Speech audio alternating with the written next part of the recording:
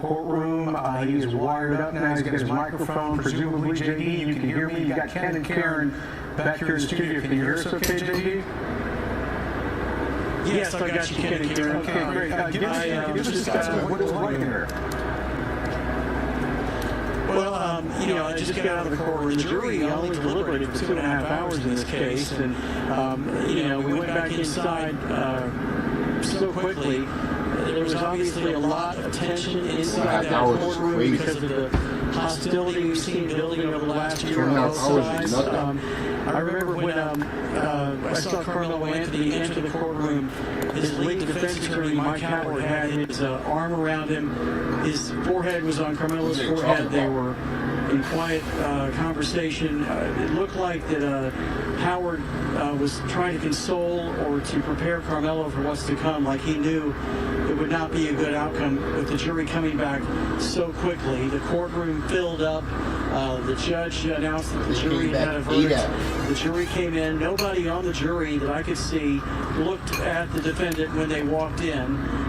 They sat down. The judge was handed the verdict. He read, of course, guilty of first-degree murder. At that point, we looked around the room for reaction. I didn't see any reaction from the jurors. Carmelo Anthony, who I was looking at, he stood with his head partially down, his eyes closed very tightly. You can see the wrinkles on the side of his forehead. He was obviously in some kind of agony internally hearing this news. His mother, who was on the front row behind him, leaned against the railing and put her head down. We didn't hear any emotion from Carmelo Anthony, but within just a few seconds after the verdict was read, you could hear him sobbing out loud in a very quiet courtroom. It was an interesting experience to be in there. The Metcalf family, which was told by the prosecutors not to show any emotion, did just that. They were pretty stoic when this verdict came down. At that point, the judge very matter-of-factly said to the defendant, Carmelo Anthony, that your bond, the whole time, more than a year, has been extinguished, and you are now remanded to the custody of the Collin County Sheriff's Office.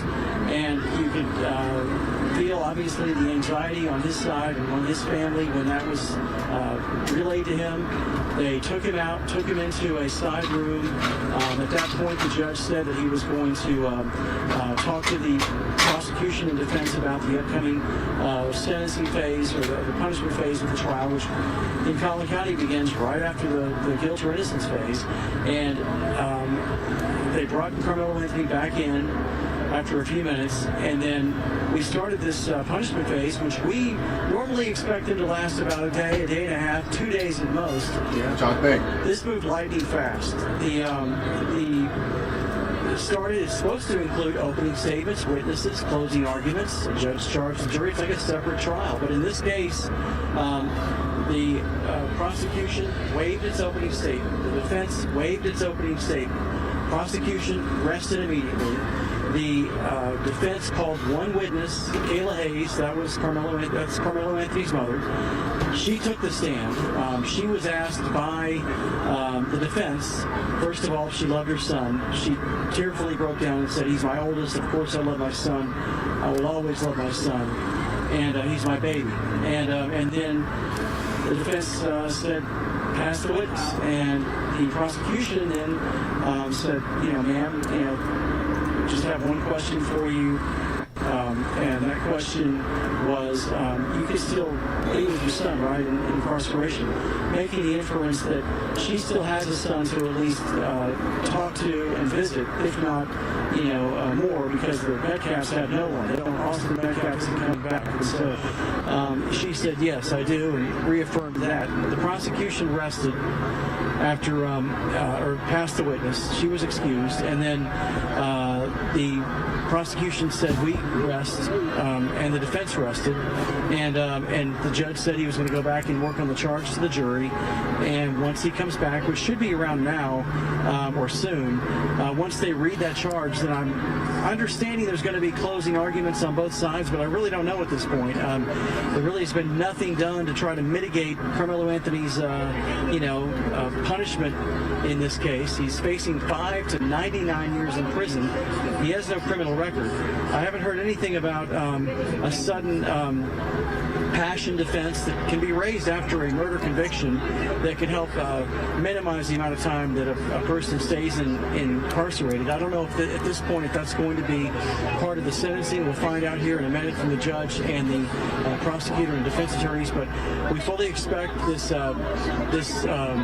case to go to the jury here in just a few short matter of minutes or hours, and the jury will deliberate as long as they want to into the afternoon and evening.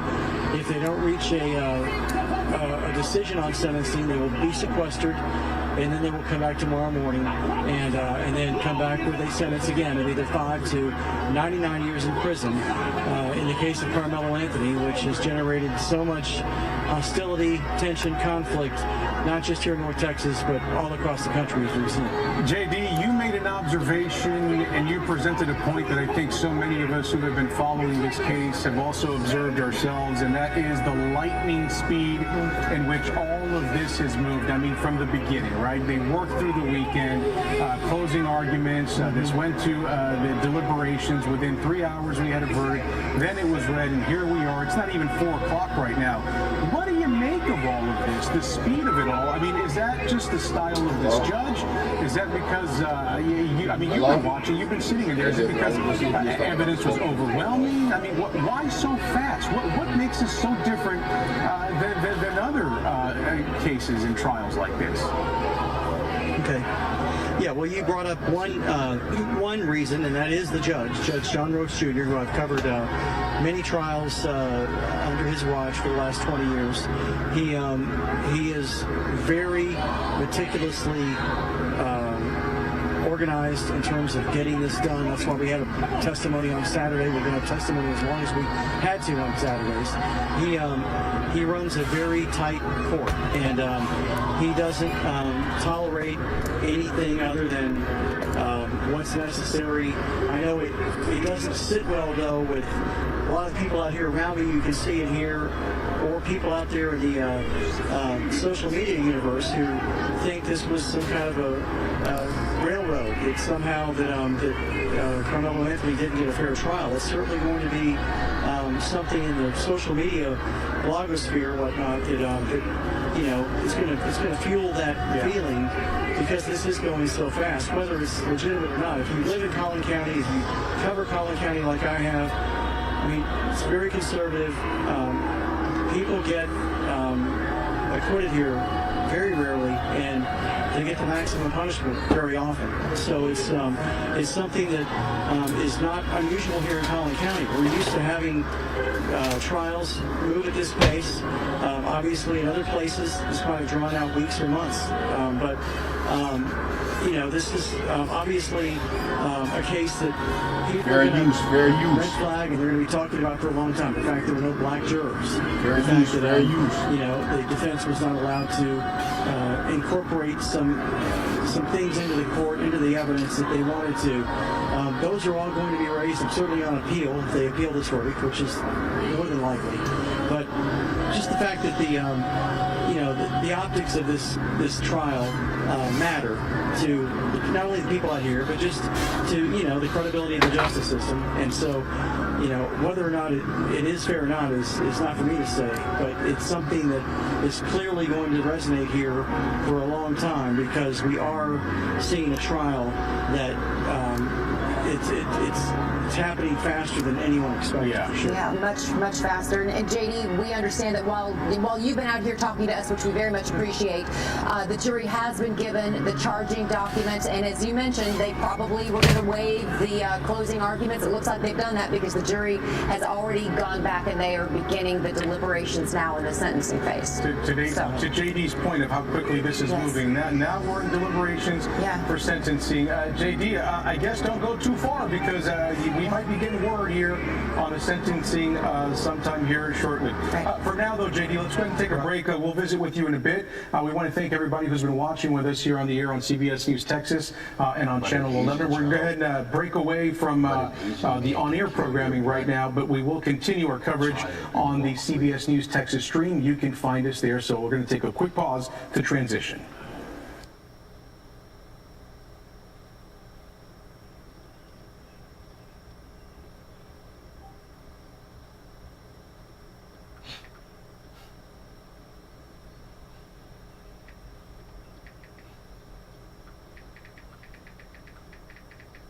Welcome back in, everyone, on the CBS News Texas stream as we continue to cover the verdict of the Carmelo Anthony trial. Again, he has been found guilty on the charge of murder. And right now, the last check is that the jury has now gone into deliberations after receiving instructions from the judge where they will deliberate now the sentencing and all of this. We are in the sentencing phase of it all. Right. And right now, we understand that they have been told that they can sentence him anywhere between 5 and 99 years in prison. And this has all moved so quickly. They deliberated for less than 3 hours and coming up with a guilty verdict on they could run with manslaughter, but they opted for murder. Again, less than 3 hours. And as JD was saying, I mean, everything's been lightning fast. When they began the sentencing phase, they said, it could take anywhere 1 to 2 days for all of this. It took an hour? Maybe. I mean, it's all told. Yeah, right. Yeah, and it's so they basically they waived their opening statements. We heard from one person, and that was Carmelo Anthony's mother. That the defense called. The prosecution rested its case right away. The defense called Carmelo Anthony's mother. She spoke very briefly, and then the judge went and issued the charge documents for the jury, and it's basically saying, okay, here's what you have before you, and this is what you must choose, somewhere between 5 and 9 years. This trial, Karen, has brought out all kind of debate, all kind of opinion, and really people who have faced off physically in front of that courthouse throughout the trial. It happened today. It happened soon after that verdict was read. We want to play you a couple of sound bites that we were able to get for you from supporters of both sides of this trial, Anthony supporters and Metcalf supporters as well. Let's go ahead and play that for you right now. Have a listen to what some of the folks who have been monitoring the trial from outside the courthouse had to say shortly after this guilty verdict came down. Have a listen. Nobody wins. It's a loss on both sides. The liar knows the liar. You know what I'm saying? So even if I made it deceitful and I made you think that the answer's over here, but the answer is really over here. And we also have some sound from a Metcalf supporter that hopefully we can go ahead and get for you. Black people have lost I their don't see young man go away for his whole life. I think he's young enough that he can hopefully grow, learn something, come out and be a productive part of society. I don't even think he went there to do what happened, but that's what happened. And we don't need to be setting a precedent where if you come up and shove me, I can just pull a knife and stab you in the heart. Proportional force, right? If I come up and shove you, you shove me back, we get in a fight, but not pull a knife and stab somebody in the heart. For Christ's sake, man. All right, and we understand that Frisco ISD, the communications department, has issued a statement saying our community has carried the weight of this tragedy for more than a year, and our thoughts remain with the impacted families, friends, and classmates. We respect the judicial process and will continue to support our students with compassion and care. We know this trial has brought strong emotions and deep grief, and we ask that our community continue to support each other with respect, sensitivity, and understanding. That's the Frisco ISD. Yes. School district. And both of those students were Frisco ISD students, different schools, Right. but both in Frisco ISD. That's where the school district plays a role in all of this. All right, my friends, we're going to go ahead and break away from the stream right now that you've been watching. We thank you so much for following along with us and getting up to date with us here on everything that's been happening with this trial. We will see you again in about 30 minutes at 4 o'clock over on the air on CBS News Texas on Channel 11. We'll see you then. We're hearing that for the first time, Hunter Metcalf is in the courtroom. I don't know if you're seeing that as well. And that's important to note, right? Because Hunter Metcalf, hadn't been there throughout. That's right. I think this is the... I think that will come into play as well. And so that's going to be discussed. And certainly the attorneys for the state had to know that that would be discussed. And there will be people that will always view that, they'll say, hey, they struck them because of their race. And, that we'll never know what the answers, will be on those questions. We'll know what the answers we got in court, what the ruling was, but certainly, we also know what the evidence was in the case. In case you are just now joining us on our digital platforms, Carmelo Anthony found guilty of murder in the trial for the murder of young Mr. Metcalf, Austin Metcalf, and the jury now deliberating punishment. They will decide. They will decide the punishment. They still might take recess. I think we're still waiting for them to do closing arguments. They're still in recess. I guess they haven't gotten the charge yet. Right, And right. closing arguments. Yeah, I think we're going to hear, or we won't be able to actually hear, but yeah, I think we'll get closing arguments, and then the deliberation. Yes. Given the way that this is rolling, I'm assuming that he's not going to give much time for closing arguments. I would guess not. Maybe a half hour or less. I was thinking 15 minutes aside, but maybe, I mean, if there's an intention to give an opportunity to be done today, Okay. And today ends at 6, then I think, and you assume at least an hour or more of deliberation. But if not, I mean, the other thing is the jury could also ask not to be sequestered, but just extend their deliberations into the evening. So, The case, I think, Wilson, yeah. have you had a case where the punishment phase deliberation was longer than the guilt or innocent phase? Yes. Mm-hmm. Yes, we have. We've had, yes, you know, we've had, I can recall some cases, literally, the jurors were out, you know, for days on punishment. Again, that wide range, and a relatively youthful person who's convicted, you know, most people that make it onto the jury don't necessarily show up wanting to give a person a harsh sentence. You know, if you wake up on a given day, do you wake up wishing bad for somebody? Mm-hmm. And so that isn't necessarily easily achieved. Again, you know, if we know more about the jurors here, we could, you know, we might be able to read something from the speed with which they reached the murder guilty verdict. And again, you know, some of their backgrounds, I think some of them, from the descriptions I've understood, tend to be from more conservative professional sectors, which may suggest that they would tend to sentence higher on a punishment case. Well, Russell and Sean, we're getting some reporting from Lori Brown, who's been covering this trial. She says that Judge Roach is back, but family is not in the courtroom. The judge, she said, just came and shook all the reporters' hands and thanked us for following the rules. Attorneys and the judge are working on the jury charge for the punishment phase. In light of the verdict, she says, this is my take on the key moments from closing statements. Prosecution gave 4 reasons self-defense does not apply. 1, provoke.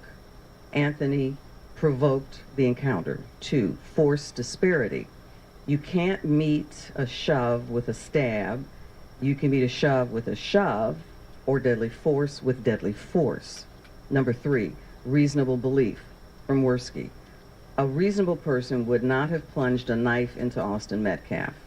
Number 4, immediately necessary. Deadly force must be immediately necessary. Worski argued there was not immediate necessity to plunge a knife into an unarmed man. In addition, in Texas, a person who does not need to intend to kill someone for it to still be murder. If someone intended to cause serious bodily injury, that is murder according to jury instructions.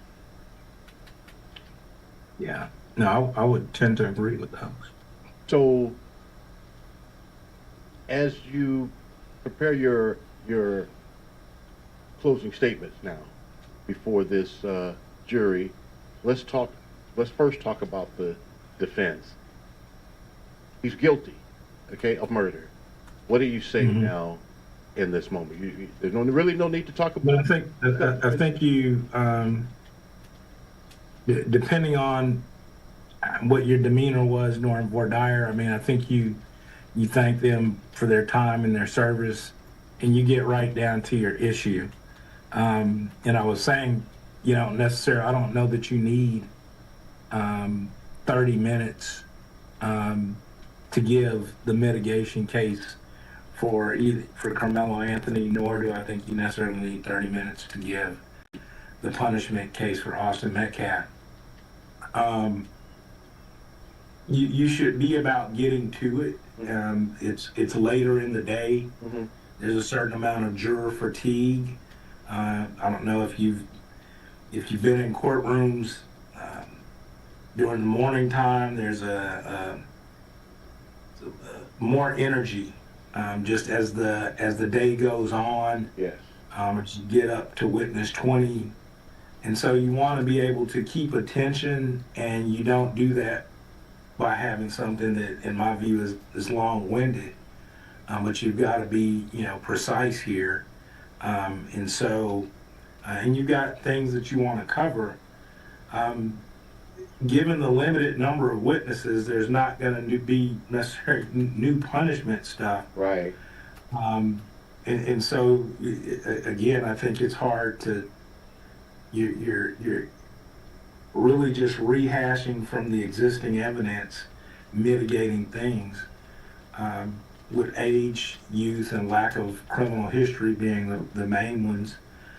And for the prosecution, they're going to be age, youth, and, a future of promise. Let me bring something up that's way outside of the courtroom right now, Russell Wilson.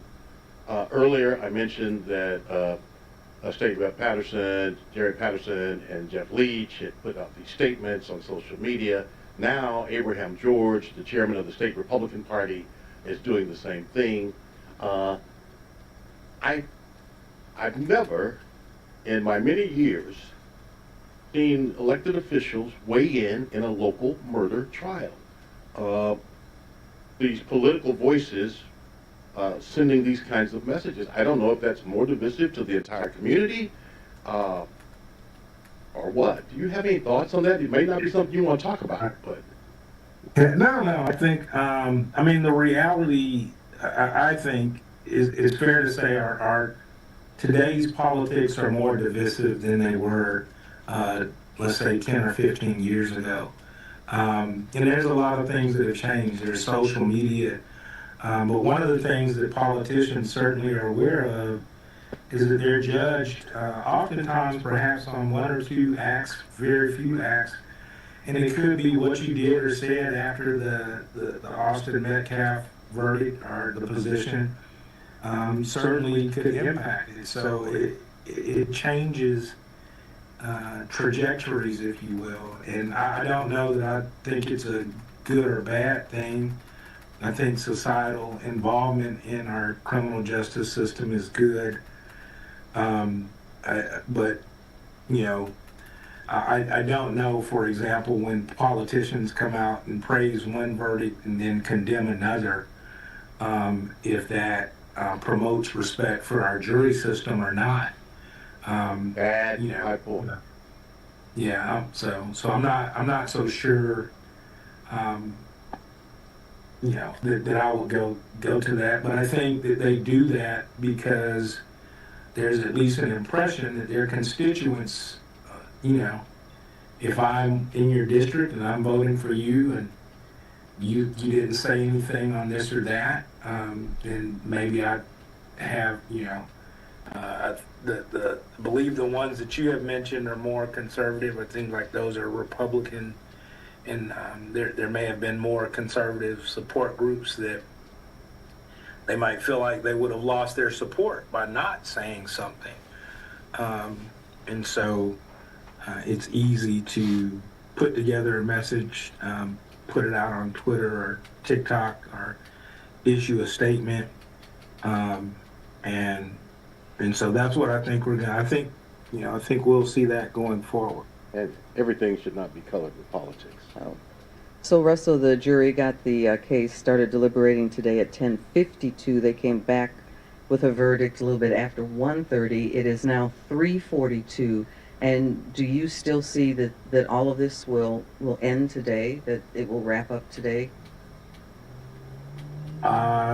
Yes, I guess if you let me, once we know what time they start reading the charge and how much time he gives for closing arguments, but more likely than not, again, the jurors have some idea in their mind, and when they go into deliberations, there's going to be a debate regarding the number.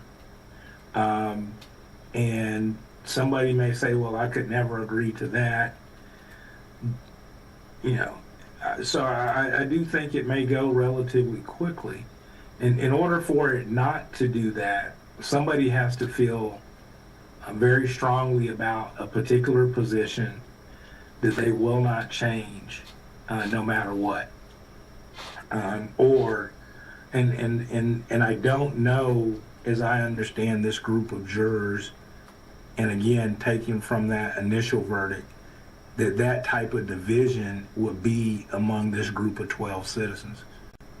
So those are the things that are indicating to me that this could still be quick. That doesn't necessarily mean that there's not some weight assigned to the things we've talked about that are plus and minus. It's just that number may be assigned, considered. You could tell somebody, hey, if it's a 17-year-old kid and I think 20 years is good, somebody else could say, no, 40 is fine with me. Do those people then say, well, let's meet in the middle at X, Y, Z 30? It certainly could happen. Because remember, they don't have a true basis. There's no guide rail to tell you why 28 is better than 32, or you don't have a way to distinguish the differences in the numbers, and you certainly don't have a way to tell somebody that their number is wrong, at least, and you may have some people that go in and say, no, I don't care, a life for a life, I want to see him get a life sentence. And if you have enough people that view it like that, then that certainly is what could happen. But it's we know that they're were able to reach agreement relatively quickly on no as to manslaughter in the range between murder, and no as to self-defense. But they had guide rails for that. And that's what allowed Bill Mursky, to be able to hit those 4 points relatively quickly. Right. What he's saying is lining up, kind of with the jury instructions. And so it's not much of a debate, if you will. But on this issue, there's more latitude. But so yeah, I think if they start by 4 with their reading the instructions, I think that they would choose to continue to deliberate as opposed to having to go home, be under guard, not being able to call your family overnight, being in a hotel room, perhaps with no TV, and provided, neutral reading materials, if you will, and having to wake up, sequestered, come back to the Collin County Court for the sole purpose of continuing the deliberation. I think a lot of people in that boat will choose to try to finish. Looking at a very large police presence outside of the Collin County Courthouse, certainly a very charged atmosphere, lots of reactions to the verdict today, but in terms of the crowd and the people who were there, the spectators, lots of conversation, lots of discussion, sometimes heated, Yes. but Peaceful. very peaceful, yeah. And we've seen people for and against who are holding up the signs, who are doing the protest, supporting it or speaking out against it. But Sean, no violence. No, and that's what it should be. Yeah. That's what our First Amendment, that should happen. That should happen. We should let our passions be known and express ourselves, but without assaulting one another. Right. Let me ask you real quick, Russell. I'm not sure on this, but in deciding punishment, jury required to be unanimous, or can it's not unanimous for punishment? No, it has to be unanimous as well. Okay. So you've got to have an agreement of all 12. Okay. So Standard prison sentence. Okay. I wasn't sure on Right. that part. and it very rarely Yeah. have there been juries that have hung on the punishment issue. Okay. So, but yeah, it's got to be unanimous. Again, you know, they never have to explain their decision. If their identities have been, you know, relatively sheltered, then they can render their verdict and go back to their lives. Some of them, I'm sure, though, I would not be surprised, will speak and say, you know, Well, the families How are now they back in the voted. courtroom, Clarice. Yeah, Lori Brown's just reporting that both of the families are now back in Russell. So it looks like things are going to start to continue to move forward for the next phase. And maybe to your timeline, Russell Wilson, maybe by 6 o'clock today, or they might stay later if they're in the throes of weighing the punishment at that moment. Would that take a I mean, I would be, I mean, that's just the guess based off of experience, but you rarely have jurors that look forward to sequestration, Right. That's you true. know. So I think if we start by 4, particularly if we're just doing closing arguments, if there's 15 minutes aside, you'll probably see the prosecution will pass again, or well, you know, be an argument about who goes first and who goes last. But if the state goes last, they'll let the defense go, and then they'll have sufficient time to have those discussions. And particularly, they don't have really much new evidence, right? Right. It certainly wouldn't have been a surprise that his mom would say, you know, save my son's life. And so that'll be, you know, probably another discussion as well. Yes. Well, Russell, it's 10 minutes to 4. We're going to take a brief break, and we're going to continue our coverage right after this. All right. All right. All right.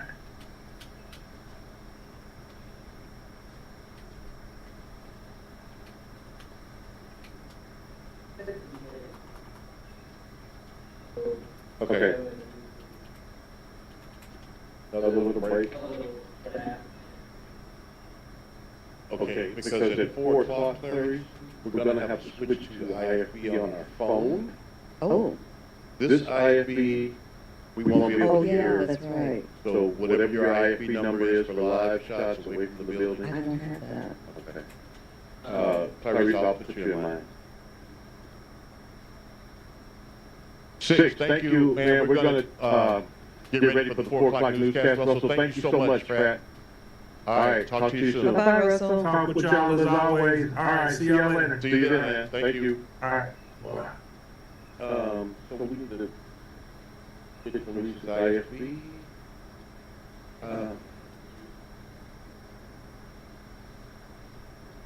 Oh, okay. Okay. All right, okay. Well, I have my phone with my, when it's time.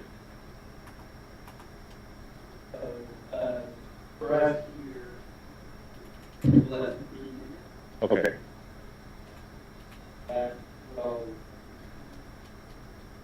Okay. Okay. On the air. Okay. With Eden and Sean. You're in the pool. Allie. Oh, yeah.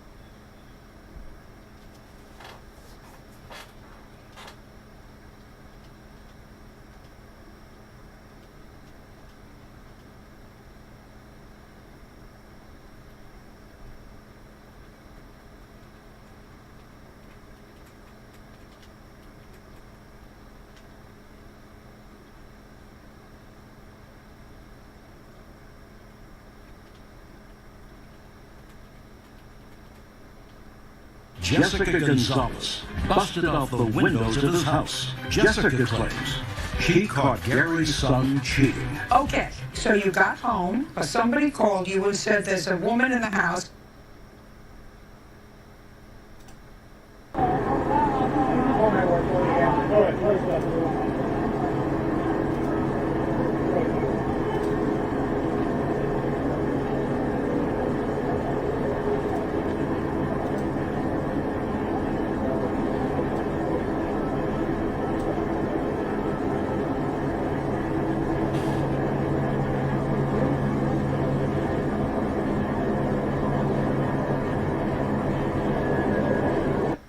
At the Collin County Courthouse, Sean, and we want to thank Russell Wilson for being our legal advisor and giving us legal advice on both sides, talking about the reaction to the verdict today. Both families, according to Lori Brown, are now in the courtroom, ready to start the next phase, the punishment phase. Right, and the charge to the jury is what's being prepared now. We will have closing statements from both sides. And one of the things that could come out now even is the idea of sudden passion, meaning this was not some premeditated planned thing. This was in the moment. It was in the heat of the moment action. Again, hoping to mitigate to some degree in the minds of the jurors as they decide how long Carmelo Anthony must serve time as justice for the murder of Austin Metcalf. And we've seen Judge Roach want to keep the progress moving, to keep this going, holding court on Saturday, which is very rare, and also telling the jury to bring clothes, to come to be prepared, to possibly be sequestered tonight. However, Russell Wilson was telling us he thinks that with the way things may continue, this could end this evening in terms of what the punishment will be. Yes, we're going to know, hopefully, fairly soon. We're going to know they are back on the record in the courtroom. Both sides have done their close. The jury's being brought in, so they're done with the charge now, I'm guessing? Or that's coming for the jurors? They're going to get the charge? Presenting the charge, okay. So, it won't be long. Russell Wilson's timeline is pretty accurate. It won't be long before the jurors will get it and begin deliberating the punishment phase. We could have a decision by close of business today. That's what he was saying, maybe 6 or 6:30, because right now it's coming up on 4 o'clock. Very large crowd outside, very large, even larger law enforcement. No signs of violence. Very spirited, though. Lots of charge comments going back and forth between both sides, but nothing violent. Nothing violent. And there you can see people expressing their opinions, their reactions, and this is the way it should be. So again, Carmelo Anthony is guilty of murder, and his defense team obviously hoping for something less. That did not happen. We're going to continue, Clarice, covering the rest of the events of this day with this trial and beyond this day, because again, it's going to be one of those cases that works its way into law school. You watch. Absolutely, and we're seeing it unfold right before our very eyes.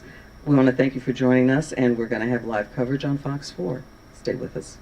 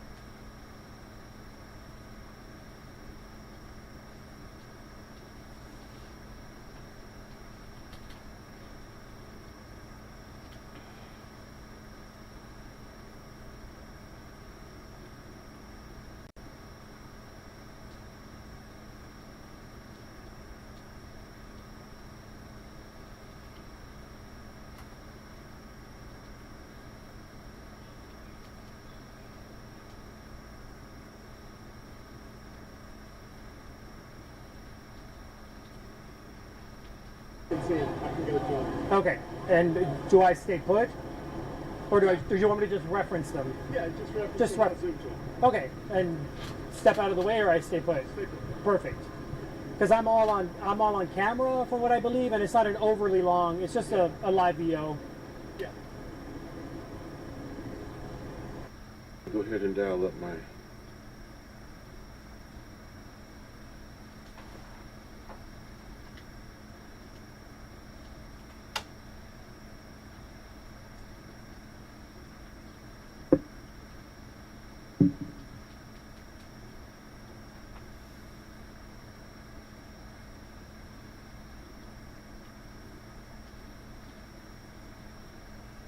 You should go and look out here, world. I'm not suggesting you go after anybody, but the woman doesn't have any allegiance to you. It's the guy who's got allegiance to you. Even if you believed that there was something.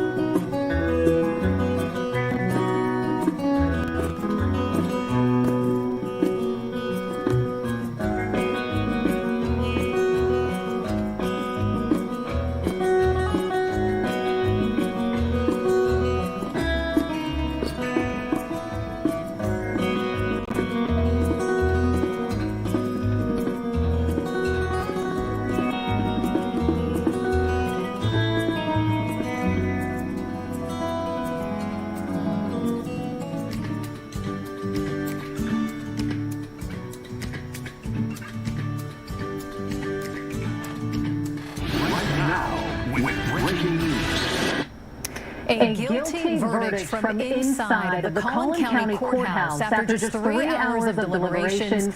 Carmelo Anthony was found guilty of murder in the track meet stabbing death of Austin Metcalf. We are seeing live pictures outside of that very courtroom where a crowd has swelled following the verdict, and we're still waiting for jurors to begin deliberating a sentence. Thank you for joining us as we continue breaking news coverage on Fox 4 News at 4. I'm Eden Sheckholm. We have team coverage on the ground as well. Several Fox 4 crews getting live updates from inside of the courtroom and reactions on the ground. First, though, we want to bring in Fox 4's Sean Rabb, who's been part of our breaking news coverage all afternoon. He joins us now with what's going on at the moment in the punishment phase. Sean. So at this very moment, the jurors are receiving the charge and will very soon begin deliberating, deciding the punishment for Carmelo Anthony. Listen, the charge says you have found the defendant guilty. It is now your duty to assess punishment. The issue of sudden passion has been raised. Sudden passion suggests this was not premeditated, this was not planned, that Carmelo Anthony didn't go to that track meet planning to exact violence and take someone's life. It was in the heat of the moment. And so because that has been raised, here's part of the charge to the jurors about sudden passion. If you determine sudden passion, you may not sentence him for more than 20 years. If not sudden passion, you can sentence him to life. Sudden passion caused by provocation by the person killed. So that's where the jury are. They're getting the charge, then they will return to that jury room and they will decide how long Carmelo Anthony will serve time in the Texas Department of Corrections for the murder of Austin Metcalf. That could happen between now and 6 o'clock. They could return with that decision before the day has ended. And considering how quickly things have moved in this trial, we might as well, find out what they decide very soon, surely by the end of the day today. Thank you so much, Sean. Let's now head over to Fox 4's Alex Poirier, who's been live outside of the courthouse in McKinney all day. Alex, what can you tell us about the reaction out there and just how people are feeling at the moment? We spoke to you about 2 hours ago. It looked like tensions were rising. Have things calmed down? They have, for the moment, Eden, as you mentioned, of course, like emotions, the day has ebbed and flowed with the way folks have been reacting to what they have been hearing. We've had a few people come up to us within the last hour and just kind of venting at us over what the verdict has been, but all in all, folks here have remained quite calm and peaceful. I can tell you that the crowd began to build first thing this morning outside the Collin County Courthouse as attorneys for both sides were presenting closing arguments.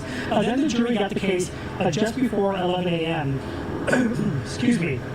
During jury deliberations, many folks were out here live streaming on social media. Others were simply sitting under trees and talking to one another, and others were chanting and praying. When word got out that there was a verdict, the crowd all but began to gather near, excuse me, the steps of the courthouse. Over a dozen law enforcement officers came out and formed a line separating the crowd from the steps of the courthouse. And from my vantage point, most people seem to abide by the officers' orders. When the crowd learned that Carmelo Anthony had been found guilty of murder, I heard some audible gasps and moans, but many people stayed quiet. I think that they were really digesting what they learned. Then I heard a woman yell, "Let's stay together," and another woman got on a loudspeaker and started preaching. Some people have left over the past hour, but many are staying to see if the jury who convicted him will also reach a sentencing agreement today. Now, if we can come back out here live to my ground shot here, you may be able to see the law enforcement presence that you were just seeing from Sky 4 on the ground. You can see at the moment kind of a casual stance that they were all certainly lined up and a lot more active when that sentencing, or I should say verdict, first came down. Now, as we await what the sentencing will be for Carmelo Anthony, the fate, they are kind of more at ease, but keeping an eye on the crowd here, which again has remained relatively peaceful throughout the entire time that I have been here. Back to you. It's good to know that things have been peaceful. We've really seen people on both sides, those who feel that, who agree with this sentencing or with this verdict, who are on Austin Metcalf's side and feel that justice was served, and those who are on Carmelo Anthony's side and feel as though that this was too harsh. Our Amelia Jones at the courthouse as well. She's in the middle of the crowd there. Amelia, what are you seeing? What are you hearing? What can you tell us? Well, Eden, we have seen people gather in kind of large groups on and off all afternoon. I'm not sure if my photographer, Sam, can kind of pan in here over my right shoulder. This is kind of what I'm talking about, just larger crowds gathering, just really sharing their reactions with one another about the verdict, potentially about what they believe is happening inside the courtroom as journalists like our Fox 4 Lori Brown is sharing updates, and then the journalists on the ground are sharing updates. You might see a lot of cell phones up in the air. We know that social media, this case has really taken on a life of its own online, and so a lot of people are live streaming right now. They were live streaming before that verdict was issued, and they've kind of been live streaming ever since. Now, there are a couple of Collin County Sheriff pickup trucks and squad cars here. I have not seen any clashes with law enforcement. As you heard my colleague Alex Boyer say, the supporters and people who have gathered here have really respected law enforcement. Law enforcement has not had to kind of come towards the crowd, say anything. We haven't really even seen them interact much, but they do have a presence here, clearly, and they have created this barrier between the sidewalk here and the parking lot and the front of the Collin County Courthouse. I have been talking to people, and they shared their reaction with me after that verdict was issued, and one man told me that there is no winning on either side of this. Take a listen.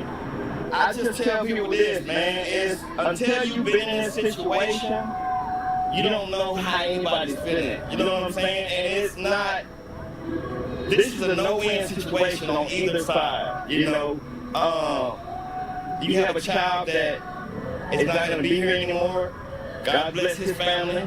And to the family who's going through this situation with their son, it's unfortunate. Now we are hearing some, like Alex was talking, upset comments. We know that this trial, no cameras were allowed. It was not live streamed. It was not televised.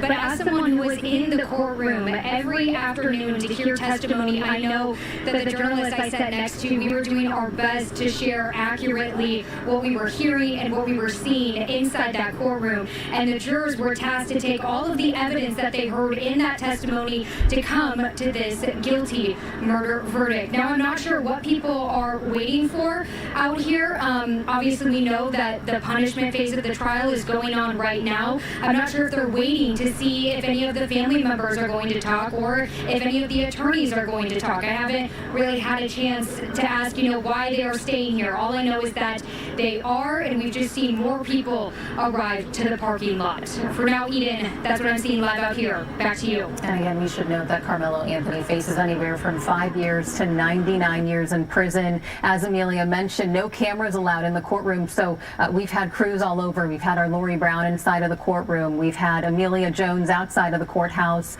and Alex Boyer. So really, they have tried their best to share what both sides are arguing, what the defense is claiming, what the prosecution is claiming, and trying to paint the picture of what all is going on there. So as this case prepares for the punishment phase, Fox 4 is, of course, committed to keeping you up to date. We're going to be live on the Fox Local app when there is an update, so make sure that you turn on your notifications to receive the update right to your home screen. We will be right back.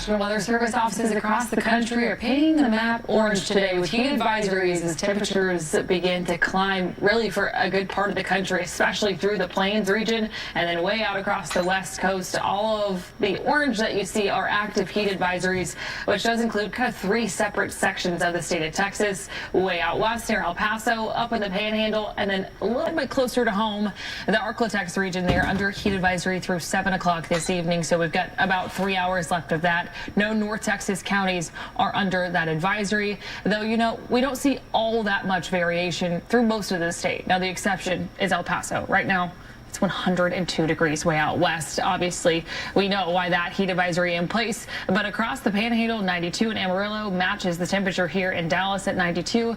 It's because each office of the National Weather Service has different criteria that you have to meet in order to warrant an advisory or a heat warning. For us to have received an advisory today, we would have had to reach a temperature of 103 degrees for multiple days, 2+ days, or a heat index of 105.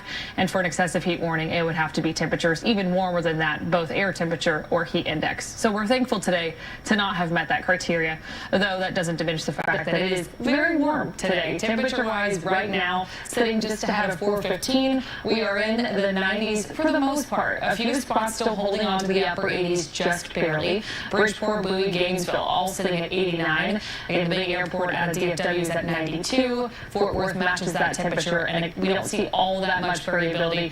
And then we flip over to heat index, which is a measure of moisture in the atmosphere, how it feels on your body when you step outside in the shade. And it feels like 97 right now out of DFW. It feels like 99 out of Fort Worth. Feels like 100 degrees right now in Comanche. Really warm to say the least, and really muggy. Dew points tell the story really well here. Our dew points have surged into the upper 60s and 70s and have held steady there for the past several days. Also, a reminder, we've got a whole lot of saturation at the low levels because of how much rain we've received. Now, all the moisture we've built up today, it's not quite rain-making moisture, at least as far as North Texas is concerned. The only rain we're really seeing across the state is sea breeze showers that have been streaming up from the Gulf Coast through even as far as central Texas, but staying well to our south.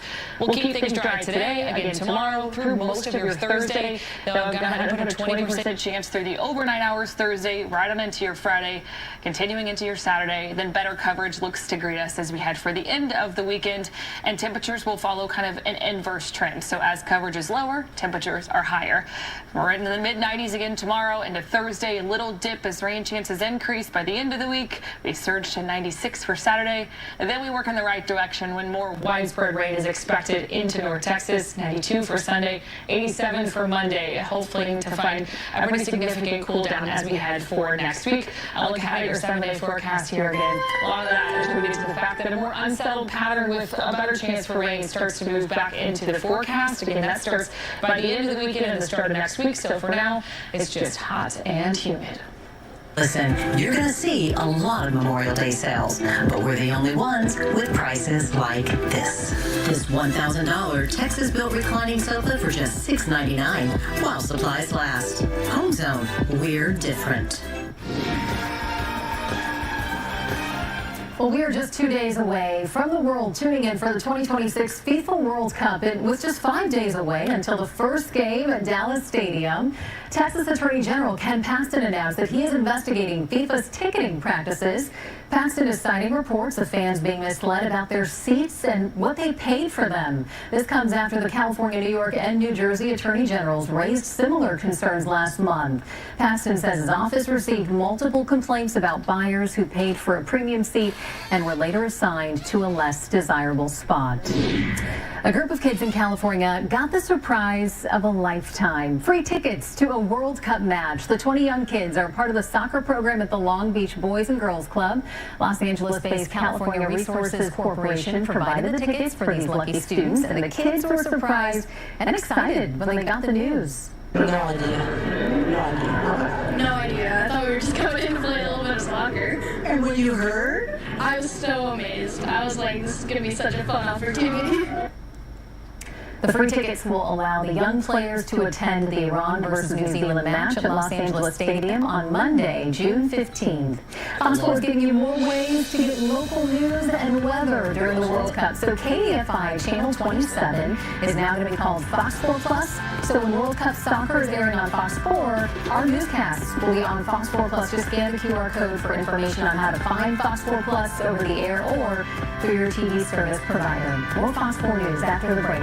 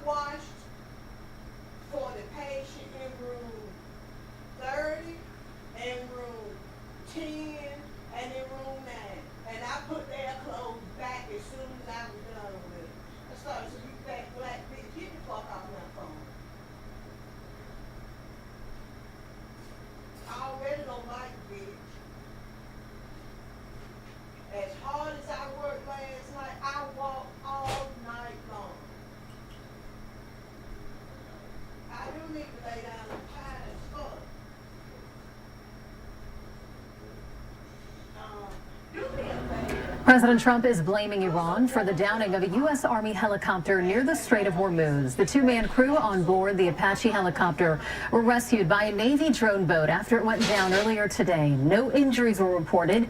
President Trump says the United States will respond to the attack. The incident happening as the president attempts to get peace deals back on track. We're in the final throes of what will be a very, very good deal that will not allow in any way, shape, or form nuclear weapons, etc. And the strait will open up right away. It'll open up immediately upon signing, which could be in 2 or 3 days. Israel and Iran have agreed to cease attacks against each other, but Israeli attacks on Lebanon have continued. Those attacks have already threatened the peace deal's future. Wall Street nearly built back from a slump day as the shift away from chipmaker stocks resumed and Iran tensions were renewed. Micron, Nvidia, and Broadcom all saw losses today amid AI trade shakeups. Investors remain concerned over high oil prices and how that could impact the Federal Reserve's decision to raise rates later this year. We are still in the punishment phase in Collin County, where a jury is deliberating on how long Carmelo Anthony will sit behind bars. Stick with us on Fox 4 News as we get more from our team coverage in just a moment. But before we go to break, we are taking another live look outside. It is hot and sunny out there. We will also give you the latest on your forewarned 7-day forecast in just a moment.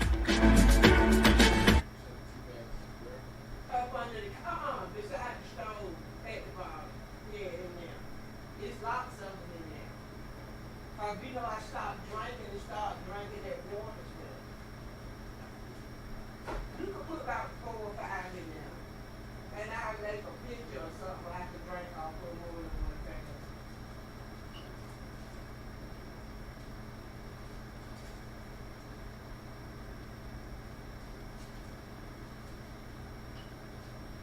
I'm going to do some spinning so bad.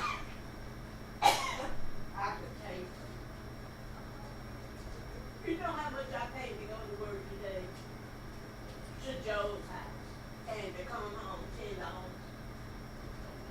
My ride this morning from work to Joe's house was $5 and some cents.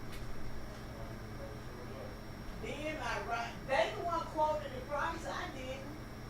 And when I saw that price, I jumped over. They quoted the price. I mean, you quoted the price. That's why I said I'm surprised anybody showed up. And that girl showed us, she was telling me how it was that she got a job and didn't have a car. So I started out with a bicycle, I paid $30 for it. Then she moved up to a school. Then she bought a car. And the car broke down. And then she got that little, she got a pretty little home. Mm-hmm. A little hatchback sporty looking home. If you go to the store, can you please bring me a bag of skin? Yeah, I ain't got no money though.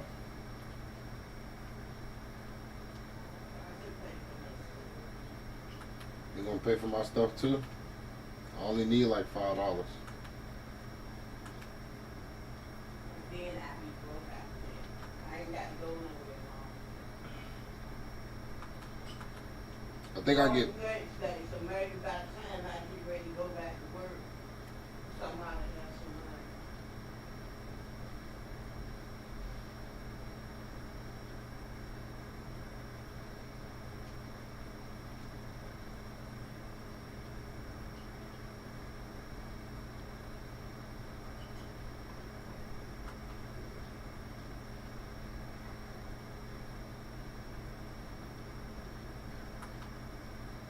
Damn, I must really be starved. This stuff is really, really, really good. Huh? I just laughed. Yeah, it is good though. I like it. I ate some earlier. But you probably just hungry. I was a little bit pissed at Joe's wife. Here for you and all North Texas. Fox 4 News starts right now with breaking news. Yeah. Welcome back. I'm Eden Shekel. Thanks for joining us this afternoon on Fox 4 at 4. We continue with breaking news this afternoon. A jury finding Carmelo Anthony guilty of murder. We have crews inside of the courthouse and crowds outside of the courthouse. And here in the Fox 4 studios, we are getting live updates as this punishment phase moves along today. Now, here's Fox 4's Sean Raby joins us right now from our digital studio. Sean, sudden passion seems to be the focus right now for the jury.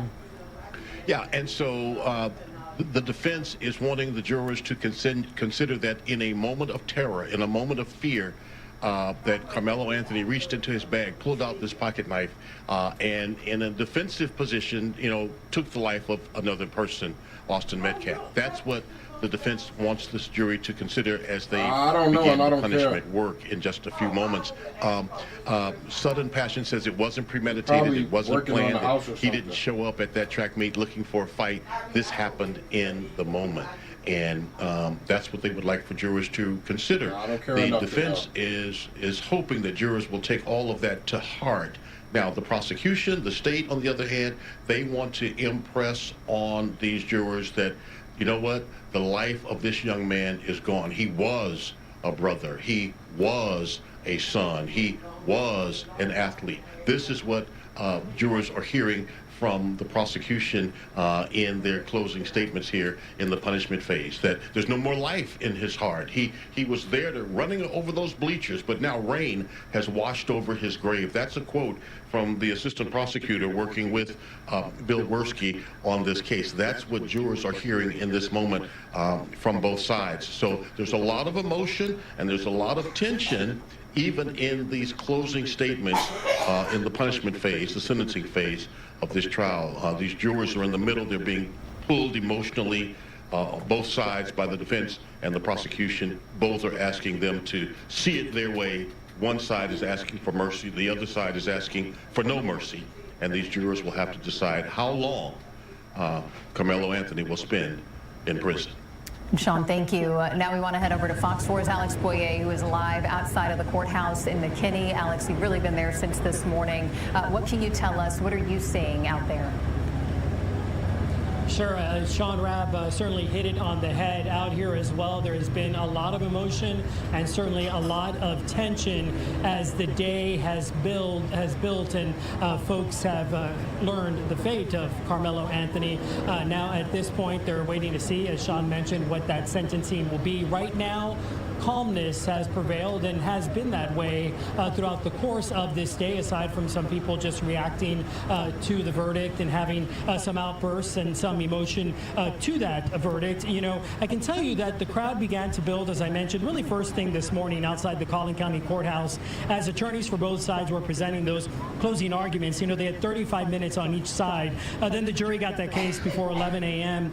And then during the jury deliberations while we were out here, many folks were live streaming on social media, giving updates, while others were simply sitting under the trees here out of the sun, and others talking to one another. And I can tell you that I also saw some folks chanting and praying. Now, when word got out that there was a verdict, the crowd all began to gather near the steps of the courthouse, which is where we are.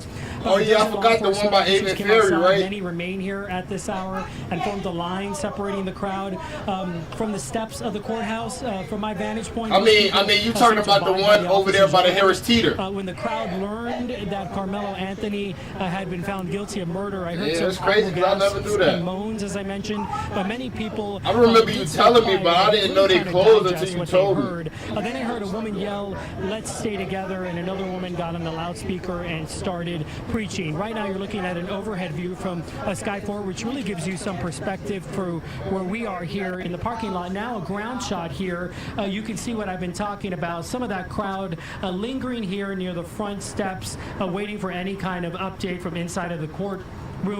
We also may be able to see there beyond that crowd of people, some of those law enforcement officers, as I mentioned, just trying to keep somewhat of a barrier between the barrier that is physically there, the folks here in the parking lot, and then trying to keep things calm on the other side. That is the situation as it stands right now. I can tell you that while many people have left, some people maybe now just starting to get off of work or hearing what has happened are now starting to show up here in the parking lot, beginning to get full once again. Back to you. It sounds like we've kind of seen a range of emotions even before the verdict was read. Yeah. I remember earlier you said, you know, there was a prayer circle. At one point we did see things get tense, but it's good to know from people on both sides, but it's good to know that the crowd has remained relatively peaceful.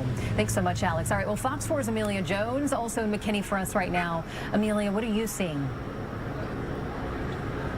Hi there, Eden. I'm seeing similar to what Alex is seeing here as well. We have a lot of people who are in lawn chairs taking shade away from the hot sun today. And I asked people, why are you staying here? The verdict already was issued and they told me that they wanted to stay here and find out the sentence. Somebody even told me that they wanted to stay here because they wanted to support the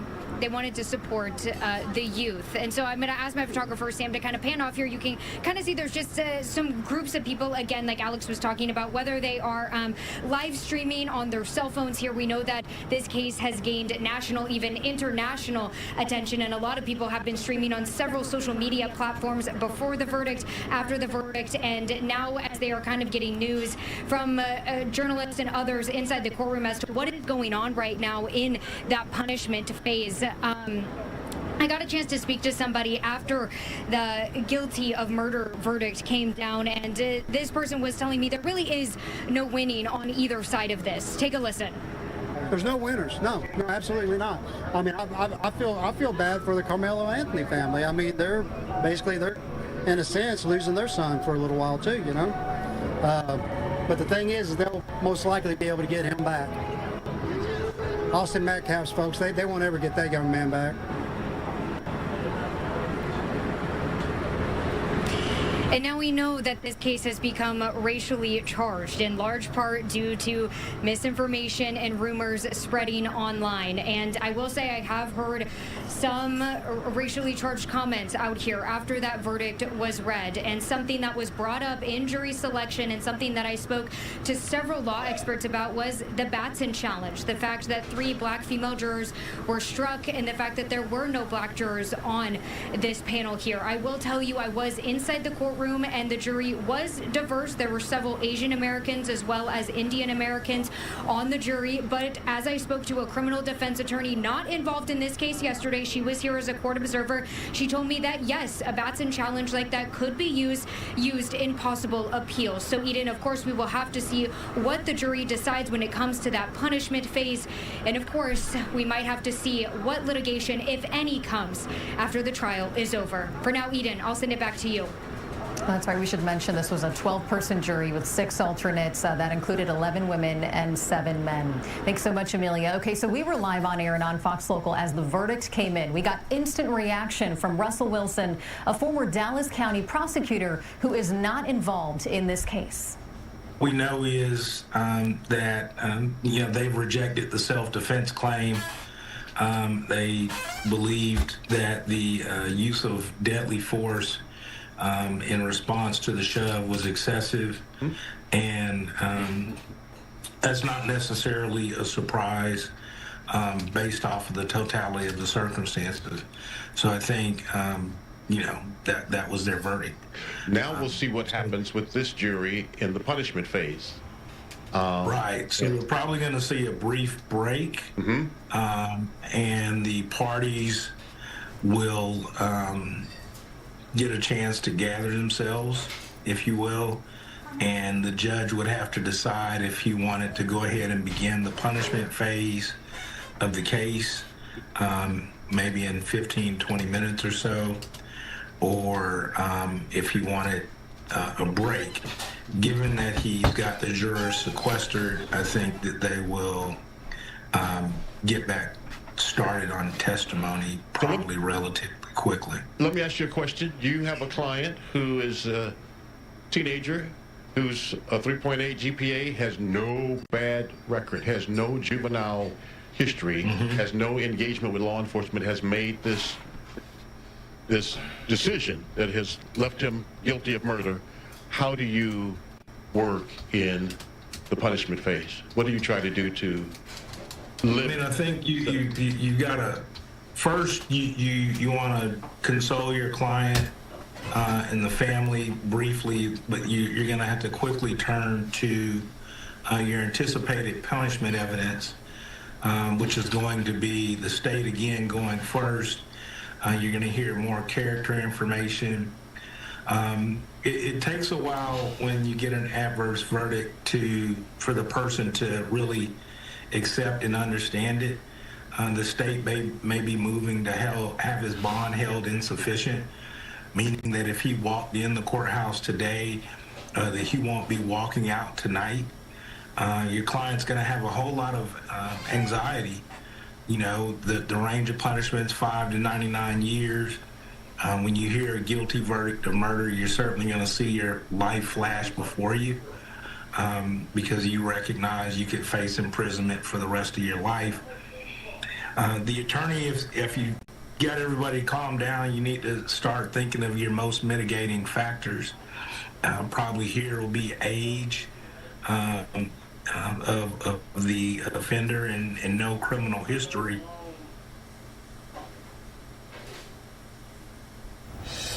So one very unusual aspect of this case has been where some of the reaction is coming from. Several state politicians have issued statements in their official capacity, including Jared Patterson, the Republican state rep whose district includes parts of Frisco. Patterson called Austin Metcalf's murder a senseless and heartbreaking tragedy and said today's murder conviction is justice served. Texas GOP Chair Abraham George echoed that sentiment and said the Texas Republican Party stands with the Metcalf family. And on the other side are Carmelo Anthony supporters who have condemned this verdict. The activist group Next Generation Action Network has spoken in support of the family on multiple occasions. The group's leadership said it will continue to provide the family support through a likely appeals process once the punishment is decided. So we want to go back to Fox 4's Sean Rabb with more updates from inside of the courthouse with the punishment phase. Sean, I know obviously we can't have any cameras inside of the courtroom there, and we've been getting updates from Lori Brown, who is inside of the courtroom. So what are some updates that you're hearing?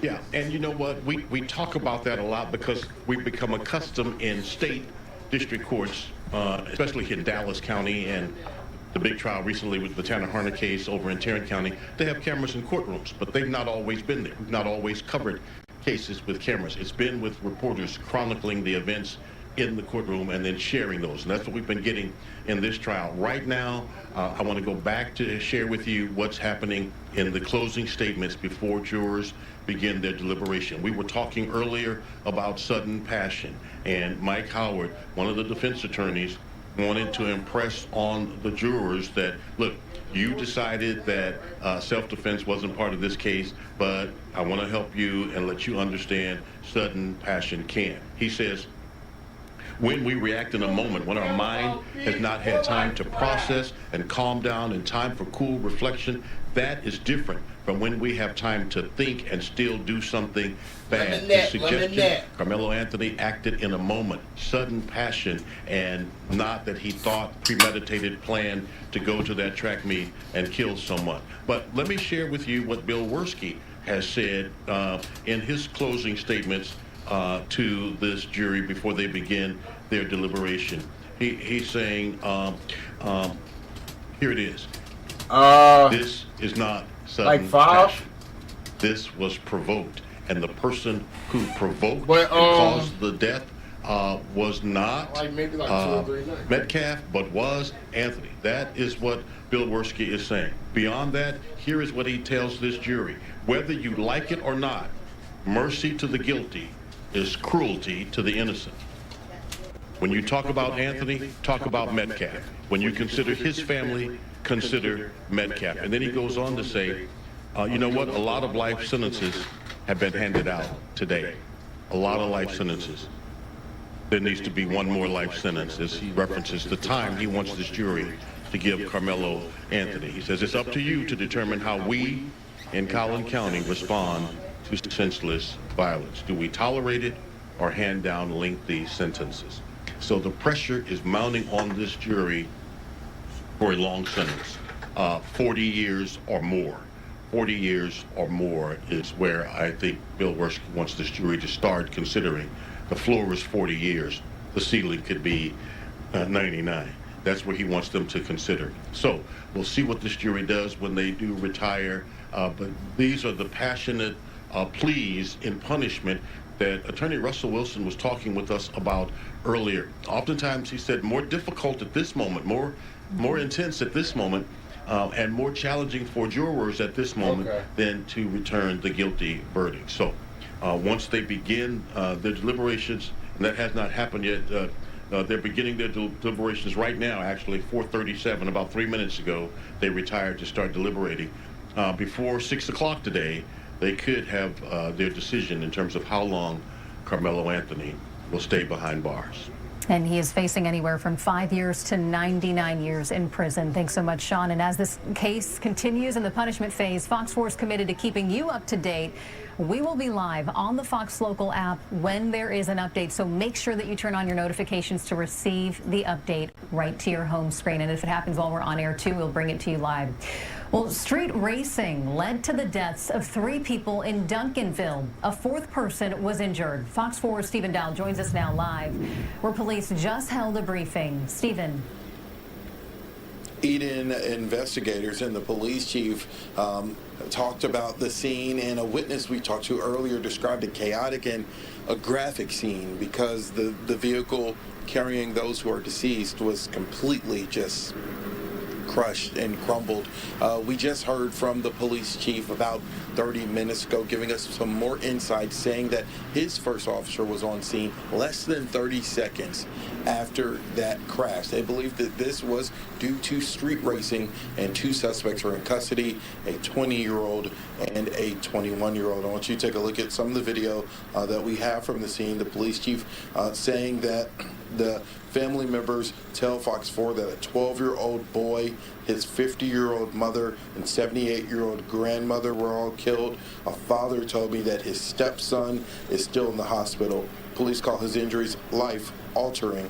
He said to be in critical condition. We heard from a witness who described the scene earlier today. So I walked down the street, so I was pumping gas, and that's when I hear the impact, and automatic, everything closed. I mean, and we were like, you see bringing flowers and everything because we were trying to help, and there was nothing we can do. I want to encourage every parent, grandparent, guardian, and family member to have an honest conversation with your family members, with your young drivers. Talk about the consequences of speeding, reckless driving. Just the moment of that poor decision, what impact that has on the families. Now, the witness who we spoke to, she mentioned flowers. There were a couple of people bringing flowers by that scene earlier this morning. Now, both suspects are in custody. We don't know the names of the suspects as of right now. We know that one is 20, one is 21. The chief said that both stayed on scene. We should be getting their mugshots probably within an hour. Eden, they're both charged with 4 counts of racing on a highway, which is a second-degree felony. And it's so unfortunate that lives were lost in all this. Thanks so much, Stephen. Well, we have more breaking news this time on the international front. The U.S. is launching new strikes on Iran. The U.S. military says it's in response to the downing of an American helicopter near the Strait of Hormuz. The 2-man crew on board the Apache helicopter were rescued by a Navy drone boat after it went down earlier today. No injuries were reported. President Trump has blamed Iran for the downing of this helicopter. We do not yet know the scope of this renewed round of strikes and how it might affect the fragile ceasefire in the war with Iran. Fox 4 News will be right back.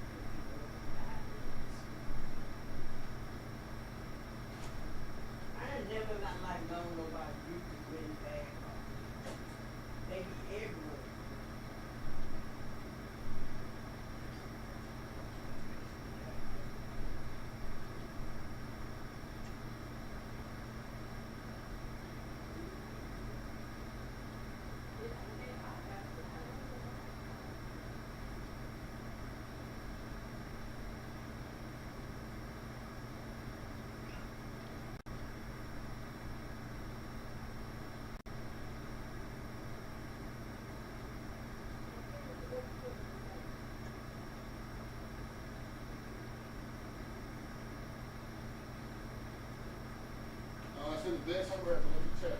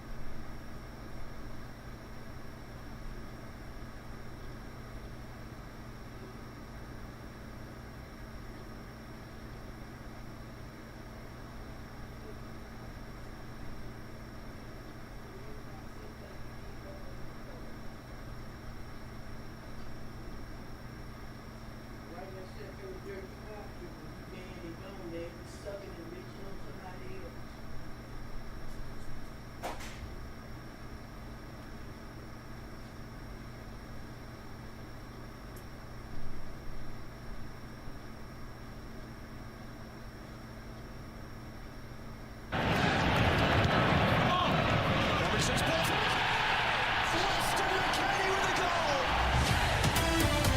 Weston McKinney hails from Little Elm, but credits a few years spent in Germany was spurring his interest in soccer instead of American football. After returning to the U.S., he joined the FC Dallas Youth Academy.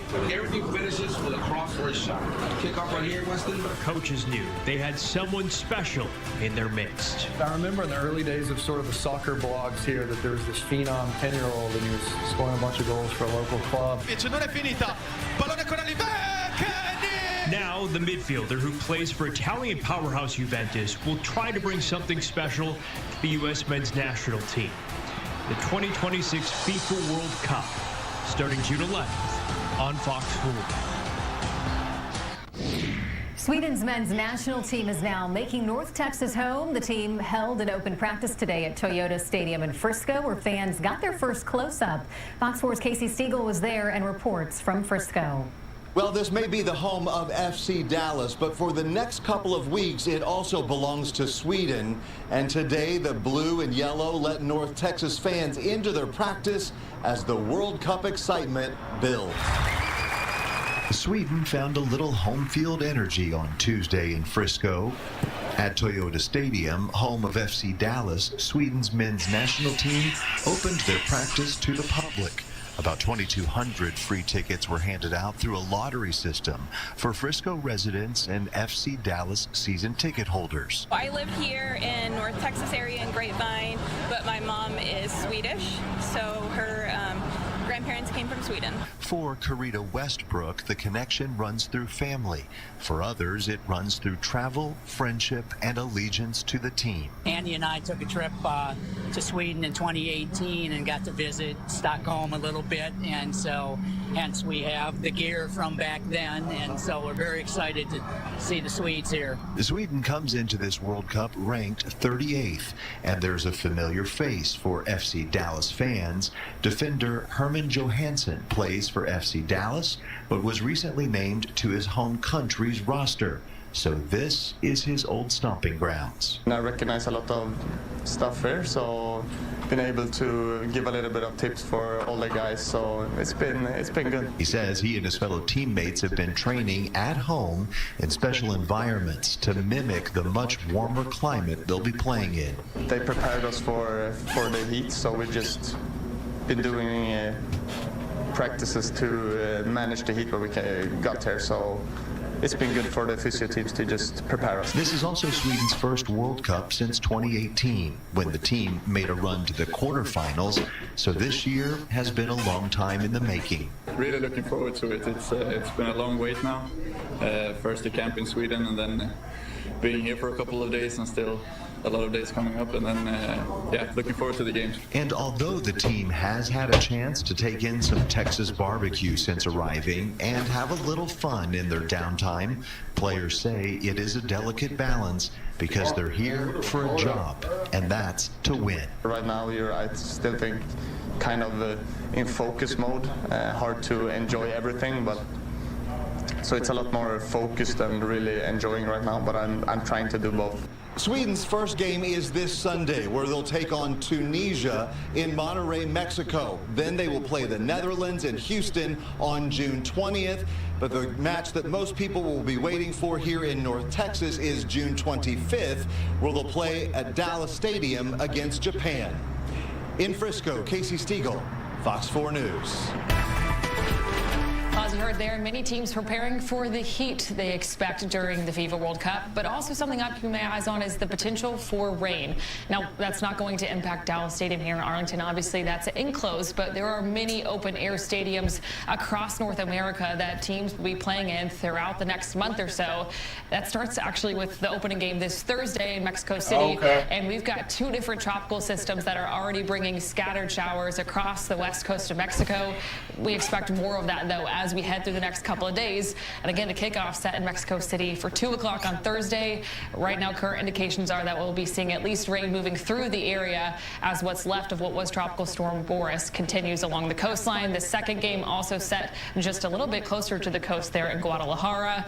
And then we've got another game set this week for Friday that kicks off in Toronto. Also a chance to be finding some active weather. So all of our opening matches looking like we could see some delays, potentially some schedule changes, something that I'm interested to see how that shakes out here in the coming days. Again, not a concern for local matches out of Dallas Stadium, but we do actually expect rain to be moving our way as we head for the start of the tournament on Sunday. Until then, though, really things are looking mostly dry.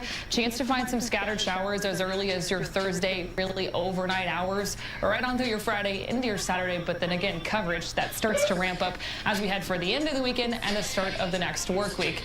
The good news with the chance of rain is it means some cooler temperatures.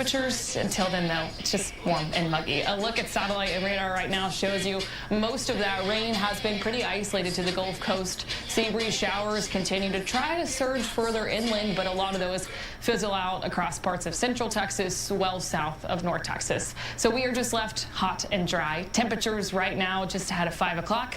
Sitting in the 90s for the most part. Couple spots have managed to stay just shy of that 90-degree mark. Bridgeport's at 89, Bowie's at 88, most others again in the 90s. 92 right now, the current reading out of the big airport. And as we head through the next couple hours, it'll be slow cooling. Even once we get the sun to set, we're sitting in the mid-80s for quite some time. We get to the first couple hours of your Wednesday and temperatures kick off in the mid-70s. So this is how we start off our midweek. And again, muggy. Likely already seeing a heat index even that early in the day, and that certainly ramps up as we head into the afternoon. Mid-90s again tomorrow, 95 for Thursday again. Maybe a dip Friday with some extra cloud coverage, but we jump up to 96 on Saturday. Here's where the rain comes in. The extra cloud cover really does help us out. We'll be back down to the low 90s, close to average for this time of year on Sunday. And then we head to Monday. That's the real cool down to 87 degrees. But again, in the short term, we're talking heat safety. Temperatures climb to the mid-90s. Feels like temperatures in the triple digits. Then the more active weather moves in this weekend. Stay with us. We're right back after this quick break. Thank you for watching Fox 4 at 4 o'clock. I'm about to call you. You better be trying to go find Hey, you. brain's loud. The best part of driving a Honda HR. Shit's sad. That shit's sad as hell.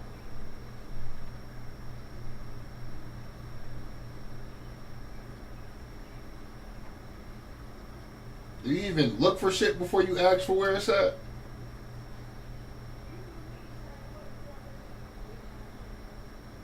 No, I don't. I don't ask you where nothing is at.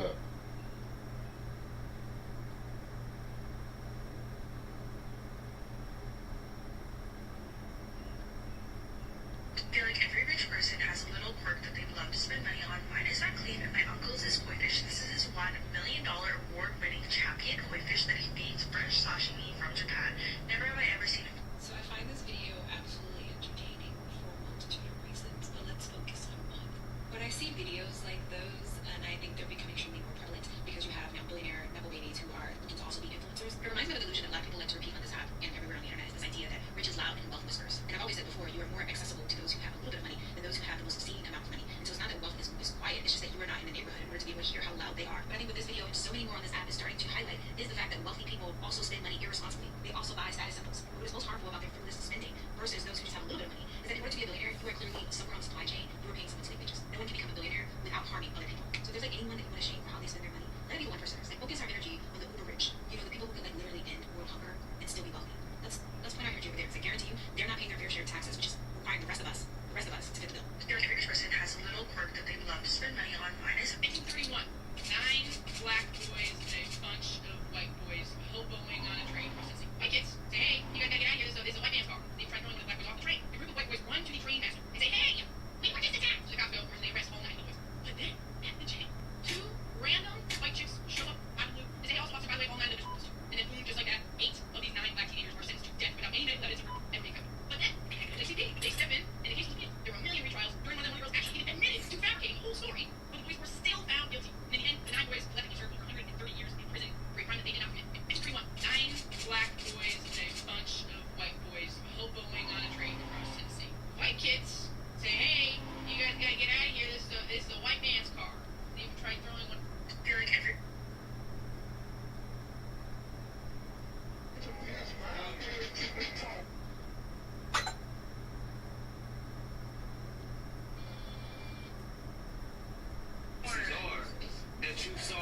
switched from what was acceptable to come from our community and be called art.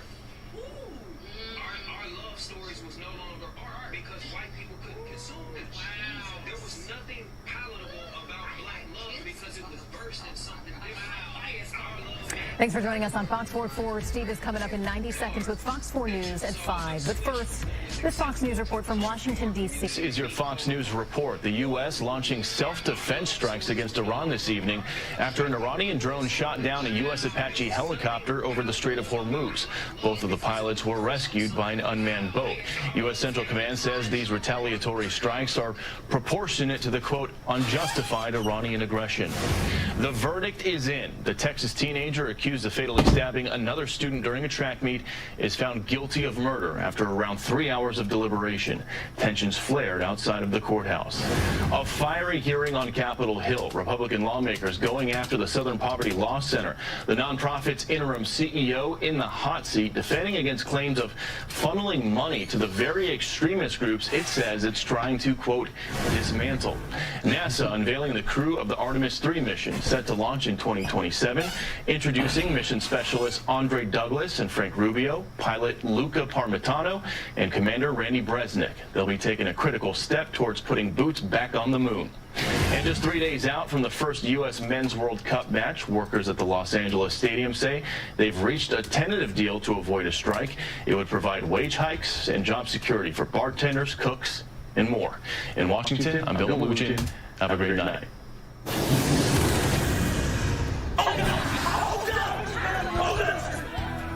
Tempers flare, protesters clash outside the Collin County Courthouse in McKinney even before the verdict was read in the Carmelo Anthony murder trial.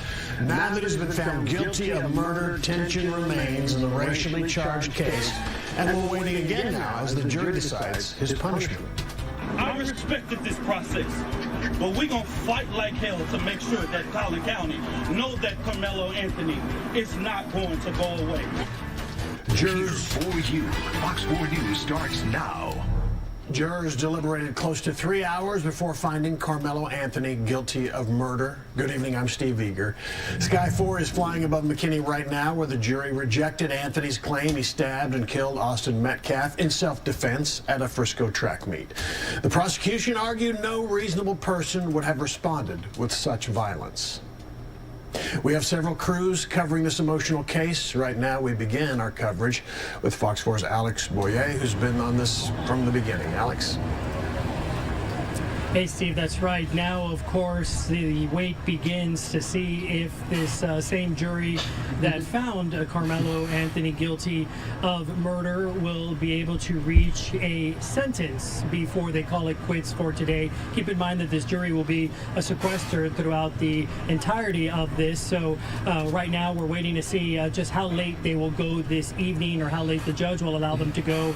Seemingly, he will allow them to go as late as they would like to deliberate while they were here in regards to the sentencing. Now, I can tell you that outside here, it has been a wide range of emotions, as you might expect, with folks waiting to see what the verdict was going to be. As we now know, Carmelo Anthony has been found guilty of murder. I can tell you the crowd began to build first thing this morning outside the Collin County Courthouse as attorneys for both sides were presenting their closing arguments. Each got 35 minutes to make their final pitch to the jury. Then the jury got the case at 11 a.m. And during jury deliberations, I was keeping an eye on folks out here, kind of watching what they were doing. Several people here on social media live streaming. Others were simply sitting under the tree, kind of waiting to see what was going to happen. And others were also chanting and praying. When word got out that there was a verdict, the crowd all began to gather here near the steps of the courthouse. So over a dozen law enforcement officers came outside and formed a line separating the crowd from the steps of the courthouse. And from my vantage point, I can tell you that most people seem to abide by the officers' orders. When the crowd learned that Carmelo Anthony had been found guilty of murder, I heard some audible gasps and moans, but many people stayed quiet. I think they were really just trying to take in and digest what they learned. Then I heard a woman yell, "Let's stay together," and another woman on a loudspeaker who began preaching and praying for folks. But as we come back out here live, we've been keeping an eye kind of on the scene around me. I can tell you that there are still easily several dozen people here, probably close to 100 people still here now waiting to see what the final fate of Carmelo Anthony will be. I can tell you within the past hour or so, we've seen some people leave and then some new people starting to arrive. So clearly lots of folks are going to remain here at the Collin County Courthouse, as will we, until we finally know what's going to happen, if anything's going to happen by the end of today or possibly go into tomorrow. Back to you. Absolutely. We know you'll be there. Alex, thank you for that. We want to transition now to Fox 4's Amelia Jones, who's been gathering reaction outside the courthouse as well. Amelia. Hi there, Steve. I echo Alex and what he was saying, that we have seen some people leave, but then we've seen more people come into the parking lot of the Collin County Courthouse and kind of gather and talk to people who are still here. I asked people, why are you still here outside of the courthouse? And they told me that they want to be here to hear the sentence. And some of Carmelo Anthony's supporters who have been here in the multiple days of testimony wearing purple, I spoke to one of them and they told me that they want to stay out here to support the youth, meaning Anthony in this case. So some people, as Alex mentioned, they are gathered in small groups under the trees to get some reprieve from the heat here, but we have seen them gather in much larger groups at times. Things have gotten quieter. There's no longer music playing. We have not heard anyone come over to the loudspeaker to preach, and no chants have been heard either in the last hour or so. Now, after the verdict was issued, I spoke to one man who lives here in McKinney. He wasn't a part of the public who was inside the courtroom for any of the testimony, but he has followed the case since it happened in April 2025. And he told me his reaction when he heard the verdict was that there were really no winners here. I just tell people this, man, is until you've been in this situation, you don't know how anybody's feeling. You know what I'm saying? And it's not, this is a no-win situation on either side, you know. You have a child that is not going to be here anymore. God bless his family. And to the family who's going through this situation with their son, it's unfortunate.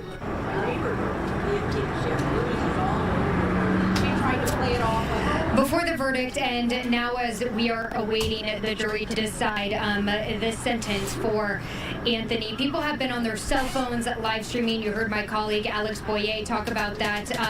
The media here, this has gained national and international attention. So we've seen a lot of people with their cell phones in the air, some small cameras just live streaming what's going on here. You can see the Collin County Sheriff's Office presence behind me.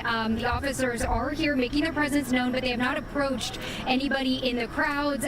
Nobody from the crowds waiting out here of the courthouse has approached the officers, so things have remained calm. I haven't seen any tensions or tempers flare, but we do know, Steve, as you mentioned, that this case, as it's taken on a life of its own on social media, it has become racially charged in large part because of the rumors, online speculation, misinformation that has spread on social media. And so I do have to tell you, I have heard some racially charged comments out here in response to the verdict, and as the jury is preparing to hand down that sentence as well.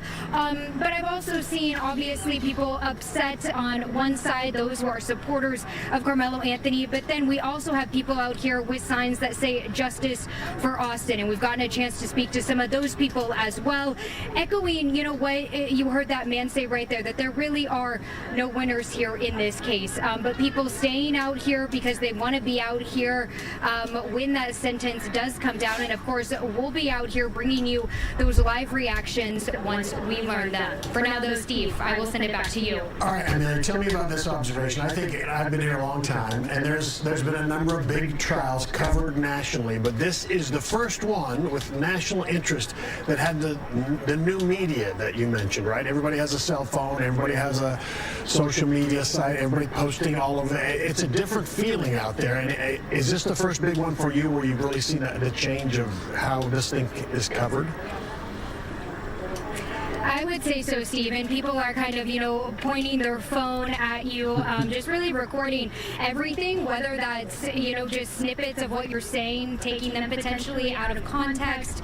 Also, people just really getting the emotional reaction from others. And at the time when I was mentioning that people gathered in those really large groups, it was because somebody was likely live streaming on social media and everyone was holding up their phones to kind of get that reaction. Again, we don't know if they are considering themselves the influencers or calling themselves independent journalists. But then we have the national and international media out here with cameras and tent setup and, a microphone and talking to a news channel like you and I are right now. So it is kind of this balance here of obviously people just kind of talking about their reactions, and then, you have the other side here that we have been allowed in the courtroom and we have heard some of that testimony, so we're kind of taking the facts that we know here and then the reaction that we are seeing out here.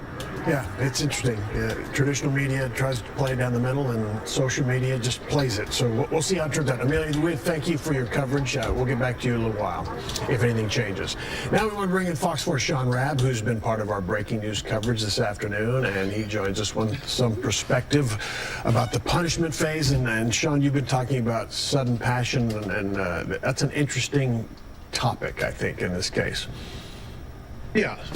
Sudden passion is in the heat of the moment, not planned, not premeditated, not going to that track meet, not going to that stadium on that fateful day, planning to carry out some violence. That's what the defense in its closing arguments been sharing with jurors, that this was sudden passion, and it came in the closing statements in the punishment phase after jurors clearly rejected the idea of self-defense in guilt or innocence. Mike Howard said even though self-defense may not apply, when we react in a moment when our mind has not had time to process and calm down and time for cool reflection, that is different from when we have time to think and still do something bad, as he asked these jurors to consider sudden passion as a mitigating factor here as they assess punishment for Carmelo Anthony. But let me share with you what Bill Werski said. Sudden passion does not mean blaming Austin or Hunter Metcalf. That is not what this is about. Sudden passion is not the reason, he said, that Austin Metcalf is dead. And he went further to say, I know it's not easy, but I want you to think. It is clear, guilty of murder, hand out a sentence that is meaningful, a lengthy sentence that can begin to heal these people and this community. He is asking for more than 40 years. He didn't give them a number, but he's clear. At one point he said, lives have already been taken. Life sentences have already been handed down. Hand down a lengthy sentence, hand down a life sentence. Send a message that this community won't tolerate senseless violence. And again, Lori Brown is still in the courtroom. She's been sharing information with us, and what we know from Lori Brown is that it is possible Judge Roach will allow these jurors to go as late as 11 o'clock tonight. That's what Lori Brown is being told by Steve Stoller, who was the retired public information officer for the city of Plano, who was brought back just to handle the media on this case. He has told the reporters who are in the courtroom, we don't know how long they'll deliberate, but if it goes until 11 p.m., then any kind of press conference would happen tomorrow. So it is possible that the judge will allow them to go until late into the night. Will it take that long? There's no way for us to know. We can say, though, it was less than 3 hours for guilt or innocence, right? Which I think most people thought it would take longer than that to come to a conclusion on guilt or innocence. It's possible that it could take longer to assess punishment, because now you're asking me to make a decision about how long I put someone away. Yes, he's guilty, but how long do I put them away? How long do I put that person away? I might feel better about it, Steve, if the person has a long criminal history of bad acts, done other bad things.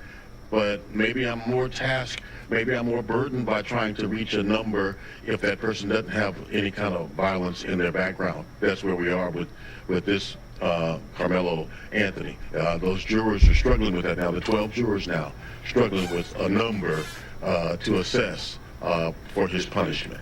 I think everybody understands, Sean. It's although it sounds weird, it's easier to say guilty or innocent. Two choices. Now you got 10 years, 15 years, 20, 25, up to 99 is the top end. So that's a lot of different choices they'll have to work through. Right. Right. Sean Redley, thank you, sir. As we wait for the outcome of the punishment phase, Fox 4 is committed to keeping you up to date. We will bring you any updates live on the Fox Local app. When they happen, make sure you turn on notifications to get updates right on your home screen. We'll be right back.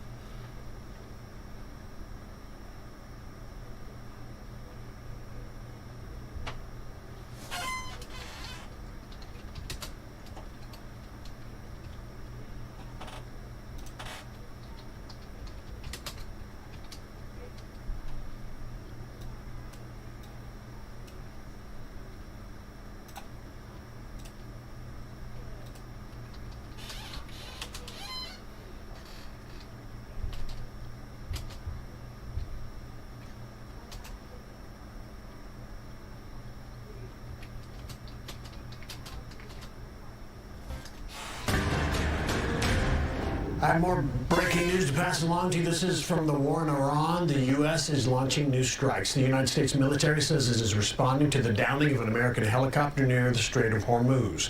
The two-man crew on board the Apache helicopter was rescued. Both men were rescued by a Navy drone boat after it went down earlier today. No injuries reported to this point. President Trump has blamed Iran for the downing of the helicopter in the last hour. A U.S. official said the helicopter collided with an Iranian drone, causing the crash. We do not know yet the size of the retaliatory strikes, but U.S. military leaders say it will be a proportional response. Duncanville police say a street racer crashed into another car last night, killing 3 innocent people. A 4th victim is in critical condition. The 2 drivers who were racing were not hurt and are both now facing charges. Fox 4's Stephen Dow and more with a live report now. Stephen. Steve, witnesses I spoke to earlier today described a very gruesome graphic scene with the vehicle being very mangled when they got on scene. Now, we just got the mugshots for those two that are in custody. I want you to take a look at them. The mugshot for Keyshawn Copeland and Ronnie Coleman, both facing 4 counts of racing on a highway. Now, the police chief said that the first officer got on scene less than 30 seconds after both the 20 and 21-year-old suspects were still on scene. Family members tell Fox 4 that a 12-year-old boy, his 50-year-old mother, and a 78-year-old grandmother were all killed. A father told me his stepson is still in the hospital. Police calls his injuries life-altering and said he's in critical condition. Listen to what a witness described earlier. So I walked down the street, so I was pumping gas, and that's when I heard the impact, and automatic everything closed. I mean, and we were like, bringing flowers and everything because we were trying to help, and there was nothing we can do. I want to encourage every parent, grandparent, guardian, and family member to have an honest conversation with your family members, with your young drivers. Talk about the consequences of speeding, reckless driving. Just the moment of that poor decision, what impact that has on the families.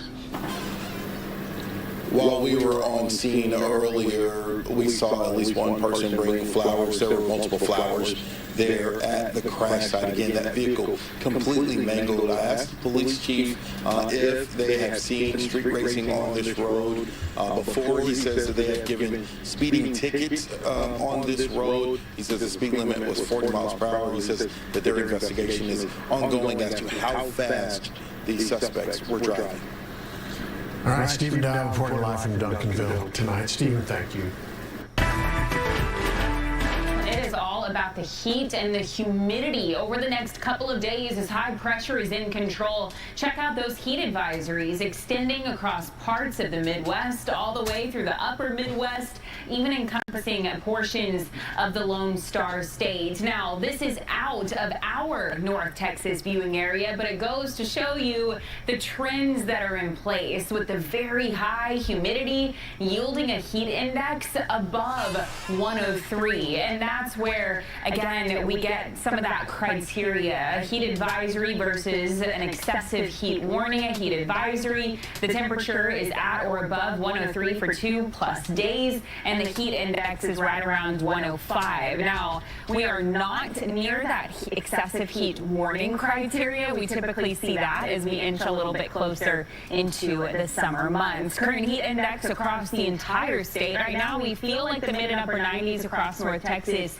and where those heat advisories are in place for areas well to the north and east, they're dealing with a heat index right around 100 degrees. This is actually an improvement from yesterday. Yesterday, we climbed to 95. Today, we've officially topped out at 92 degrees at the big airport, and it feels like 96 when. Again, the humidity is the name of the game. With dew points in the upper 60s, that's enough to give us that added heat index several degrees above the ambient air temperature as those winds continue out of the south, pulling up more Gulf moisture. Speaking of Gulf moisture, that's where showers are ongoing across far southeastern parts of the state. A couple of stronger storms to the east of the Austin area. These are called sea breeze showers. In the heat of the day, with all of that moisture in place, that's where showers are confined to areas well to the south and east. Temperatures across the board this afternoon, low 90s for most, and the dew point, again, is kind of the name of the game over the next couple of days, currently in those upper 60s and low 70s. So looking ahead, tonight will feature mostly clear skies. We'll see extra clouds build in by sunrise tomorrow morning. Our futurecast shows just that before they clear out, leaving us with ample sun by the afternoon. Couple stray showers possible again across far southern parts of North Texas. High pressure eventually heading off into the northern Gulf. That will allow for another couple of fronts to slide our way, which means on your forewarned 7-day forecast, we do eventually see an improvement in our high temperatures, as well as an increase in shower and thunderstorm chances. We'll be right back after this.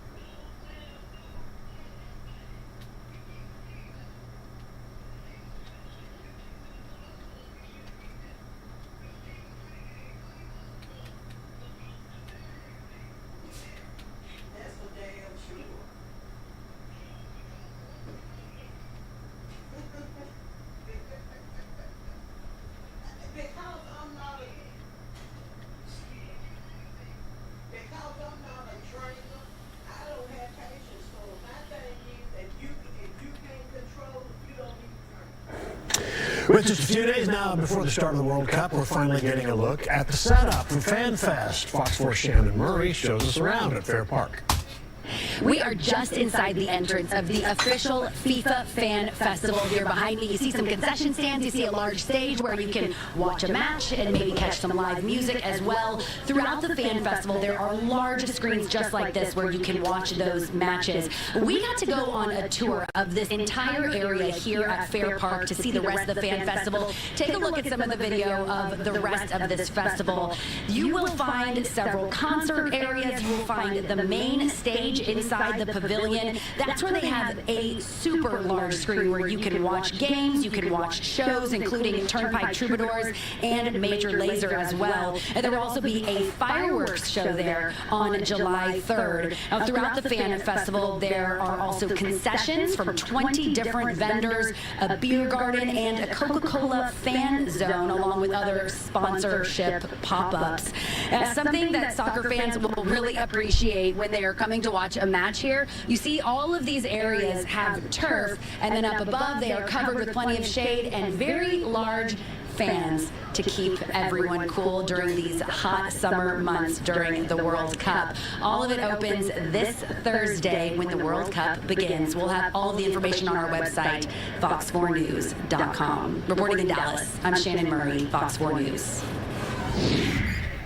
A massive soccer festival docked in Seattle just in time for the World Cup. The Seattle Soccer Celebration Barge will serve as an unlimited sports oasis for international fans. The main deck features a floating mini soccer pitch and some LED screens where people can watch the World Cup matches. The upper deck features a premium VIP experience overlooking the pitch and the downtown waterfront. Fox 4 is giving you more ways to get local news and weather during the World Cup. KDFI, Channel 27 is now Fox 4 Plus. When World Cup Soccer is airing on our station, Fox 4, our newscast will be on Fox 4 Plus. Scan the QR code for information on how to find Fox 4 Plus over the air or through your TV service provider. We'll be right back.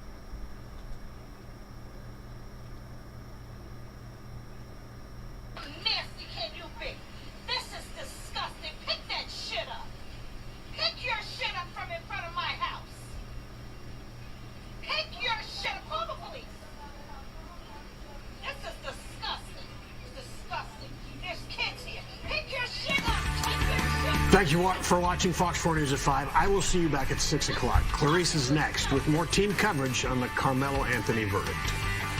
You're watching Fox 4 News. Jurors deliberated close to 3 hours before finding Carmelo Anthony guilty of murder. Good evening, I'm Clarice Tinsley. Sky 4 in McKinney over the Collin County Courthouse is going to give us a view of the situation there where the jury rejected Anthony's claim that he stabbed and killed Austin Metcalf in self-defense at a Frisco track meet. The prosecution argued no reasonable person would have responded with such violence. We have several crews covering this emotional case, and right now we begin with Fox 4's Alex Boyer, who's covered this trial from the beginning. Alex. Hey, Clarice, and we now know, of course, that the jury has sided with the prosecution and believed that the prosecution met its burden of proof in this murder case, convicting Carmelo Anthony of murder. Now, that same jury back in their room trying to decide a sentence for Carmelo Anthony, which could range from 5 years to 99 years. We don't know how late this jury is going to want to go today, but we can obviously draw from what the pace has been from the beginning of this case and draw from the fact that this jury certainly has been on top of it and again came back with that verdict just a short time ago today. So we'll have to wait and see if they're able to come up in agreement with a sentencing by this evening, because if not, keep in mind that they will be sequestered at a hotel. We'll also have to wait and see how late the judge is also willing to let them go. I can tell you that the crowd, again, has been here throughout the morning. It has ebbed and flowed, but certainly has stayed around about 100 people or so throughout the day. The jury got this case just before 11 a.m. During jury deliberations, lots of folks just eager to hear what that verdict was going to be. Many of them have been live streaming since the beginning of this case.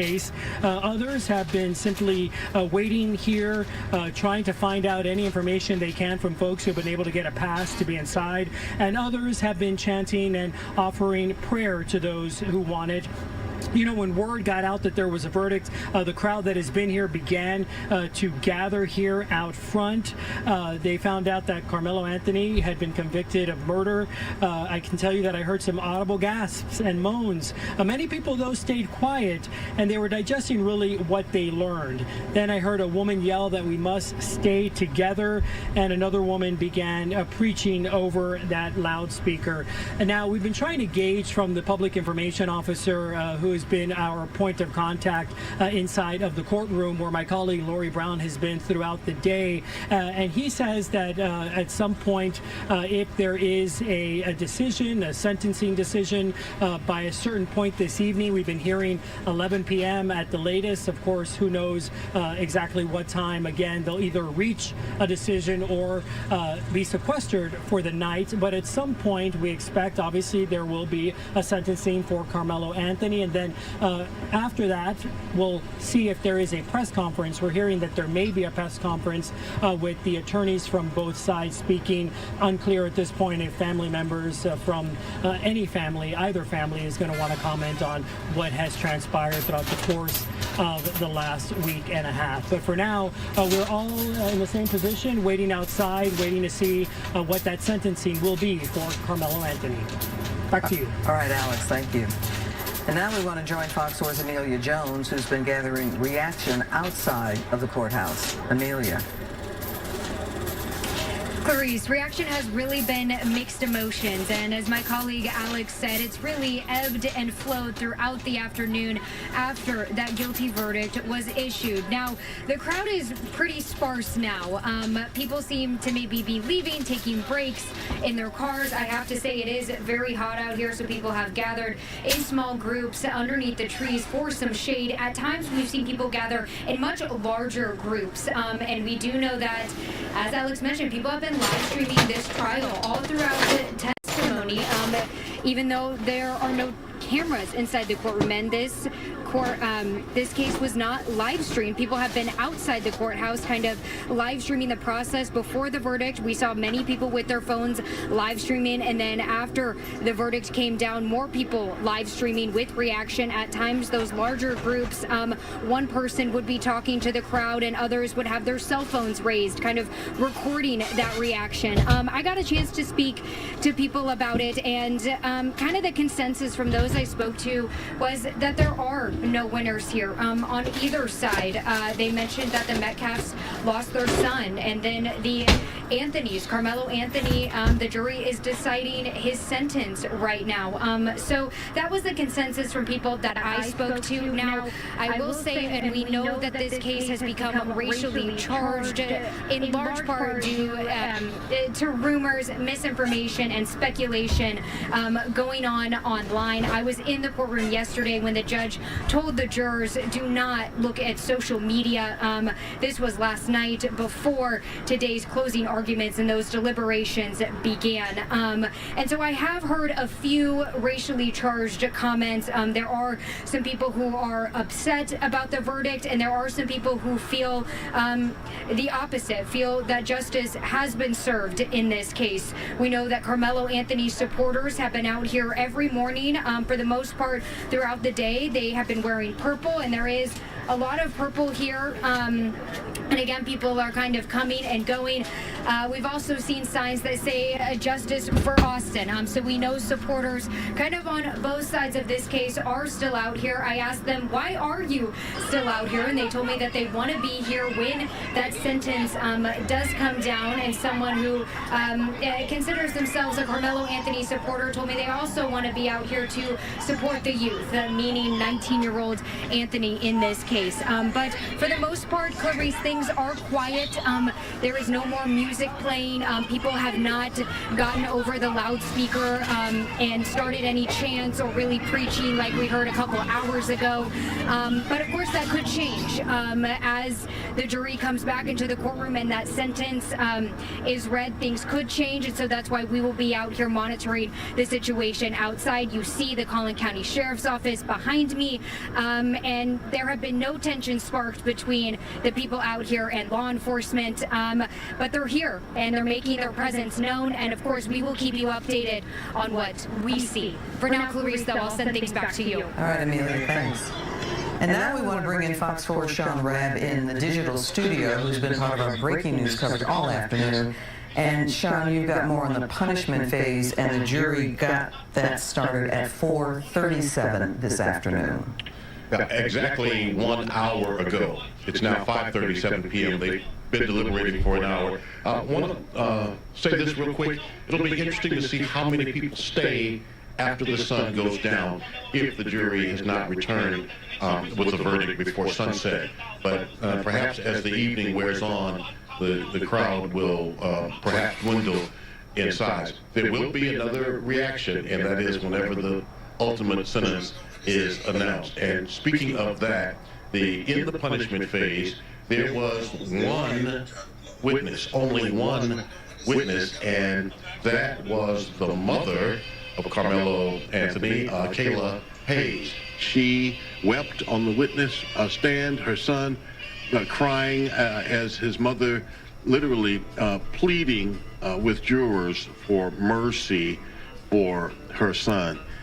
You can imagine that moment between those two in court, taking nothing away from the loss of Austin Metcalf to his mother and that family. But in that moment, the only witness in the punishment phase for either side, no other character witnesses, no other person to talk about his good deeds, his good personality, his good soul, only his mother pleading for mercy in his sentencing.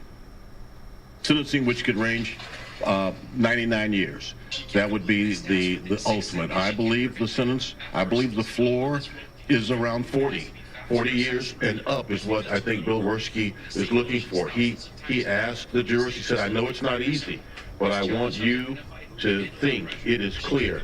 Guilty of murder, hand out a sentence that is meaningful, lengthy, that can begin to heal these people and community. And so we believe the jurors will work through the evening, could very well come back tonight with their final decision. And Sean, that final decision has to be unanimous, right? The punishment must be agreed upon by all, yes. All right, Sean Rabb in our digital studio. Sean, thank you. Fox 4 is committed to keeping you up to date on this case. If there is a sentence update from the courtroom, we will be live on the Fox Local app. Make sure you turn on the notification to receive the update right to your home screen.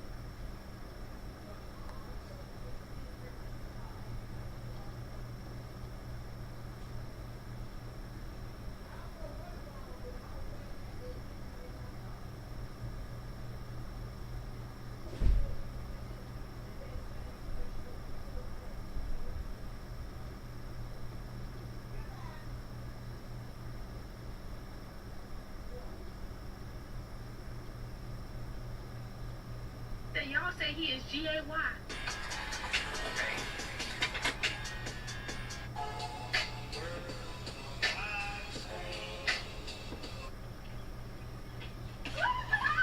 Thin holes are drilled into the gold bar before tungsten rods are pushed inside.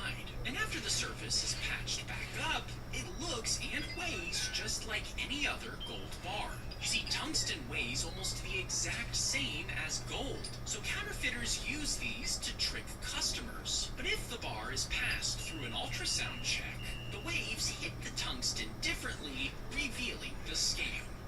Thin holes are drilled into the gold bar before tungsten rods are pushed inside. And after the surface is patched back up, it looks and weighs just like any other gold bar. You see, tungsten weighs almost the exact same as...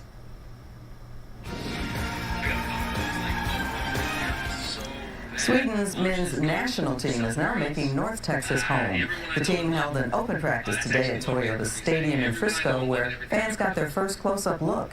Fox 4's Casey Stiegel was there and reports from Frisco. Well, this may be the home of FC Dallas, but for the next couple of weeks, it also belongs to Sweden. And today, the blue and yellow let North Texas fans into their practice as the World Cup excitement builds. Sweden found a little home field energy on Tuesday in Frisco. At Toyota Stadium, home of FC Dallas, Sweden's men's national team opened their practice to the public. About 2,200 free tickets were handed out through a lottery system for Frisco residents and FC Dallas season ticket holders. I live here in North Texas area in Grapevine, but my mom is Swedish, so her grandparents came from Sweden. For Karina Westbrook, the connection runs through family. For others, it runs through travel, friendship, and allegiance to the team. Andy and I took a trip to Sweden in 2018 and got to visit Stockholm a little bit, and so hence we have the gear from back then, and so we're very excited to see the Swedes here. Sweden comes into this World Cup ranked 38th, and there's a familiar face for FC Dallas fans. Defender Herman Johansson plays for FC Dallas, but was recently named to his home country's roster. So this is his old stomping grounds. I recognize a lot of stuff here, so been able to give a little bit of tips for all the guys. So it's been been good. He says he and his fellow teammates have been training at home in special environments to mimic the much warmer climate they'll be playing in. They prepared us for the heat, so we just been doing practices to manage the heat when we got there. So it's been good for the physio teams to just prepare us. This is also Sweden's first World Cup since 2018, when the team made a run to the quarterfinals. So this year has been a long time in the making. Really looking forward to it. It's been a long wait now. First the camp in Sweden, and then being here for a couple of days, and still a lot of days coming up, and then yeah, looking forward to the games. And although the team has had a chance to take in some Texas barbecue since arriving and have a little fun in their downtime, players say it is a delicate balance because they're here for a job, and that's to win. Right now here, I still think kind of in focus mode, hard to enjoy everything, but so it's a lot more focused and really enjoying right now, but I'm trying to do both. Sweden's first game is this Sunday, where they'll take on Tunisia in Monterrey, Mexico. Then they will play the Netherlands in Houston on June 20th. But the match that most people will be waiting for here in North Texas is June 25th, where they'll play at Dallas Stadium against Japan. In Frisco, Casey Stiegel, Fox 4 News. And Fox 4 is giving you more ways to get local news and weather during the World Cup. KDFI Channel 27 is now Fox 4 Plus. When World Cup soccer is airing on Fox 4, our newscast will be on Fox 4 Plus. Scan the QR code for information on how to find Fox 4 Plus over the air or through your TV service provider.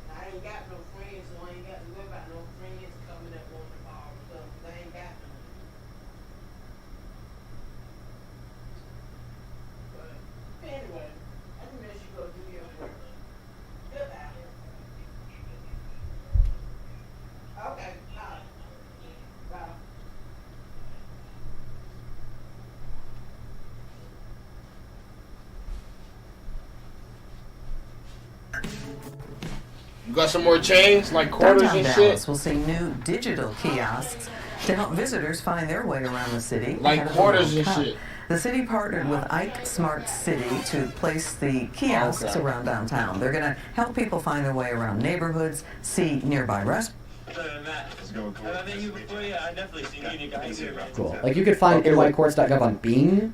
You could find nycourts.gov on DuckDuckGo because it's just a publicly hosted website by the government. Gotcha. Okay, so I'm just gonna go with what you're saying. Let's just say Donald Trump did a bunch of crimes. Okay, I'm gonna go with that. Okay. Okay. Still, it doesn't change the fact that the rules that he make are Okay, I good was values just trying to compared to get, the like, rules maybe the other a party few makes. quarters. It's still So not would gonna you vote change. for a trans woman that ran on his policy?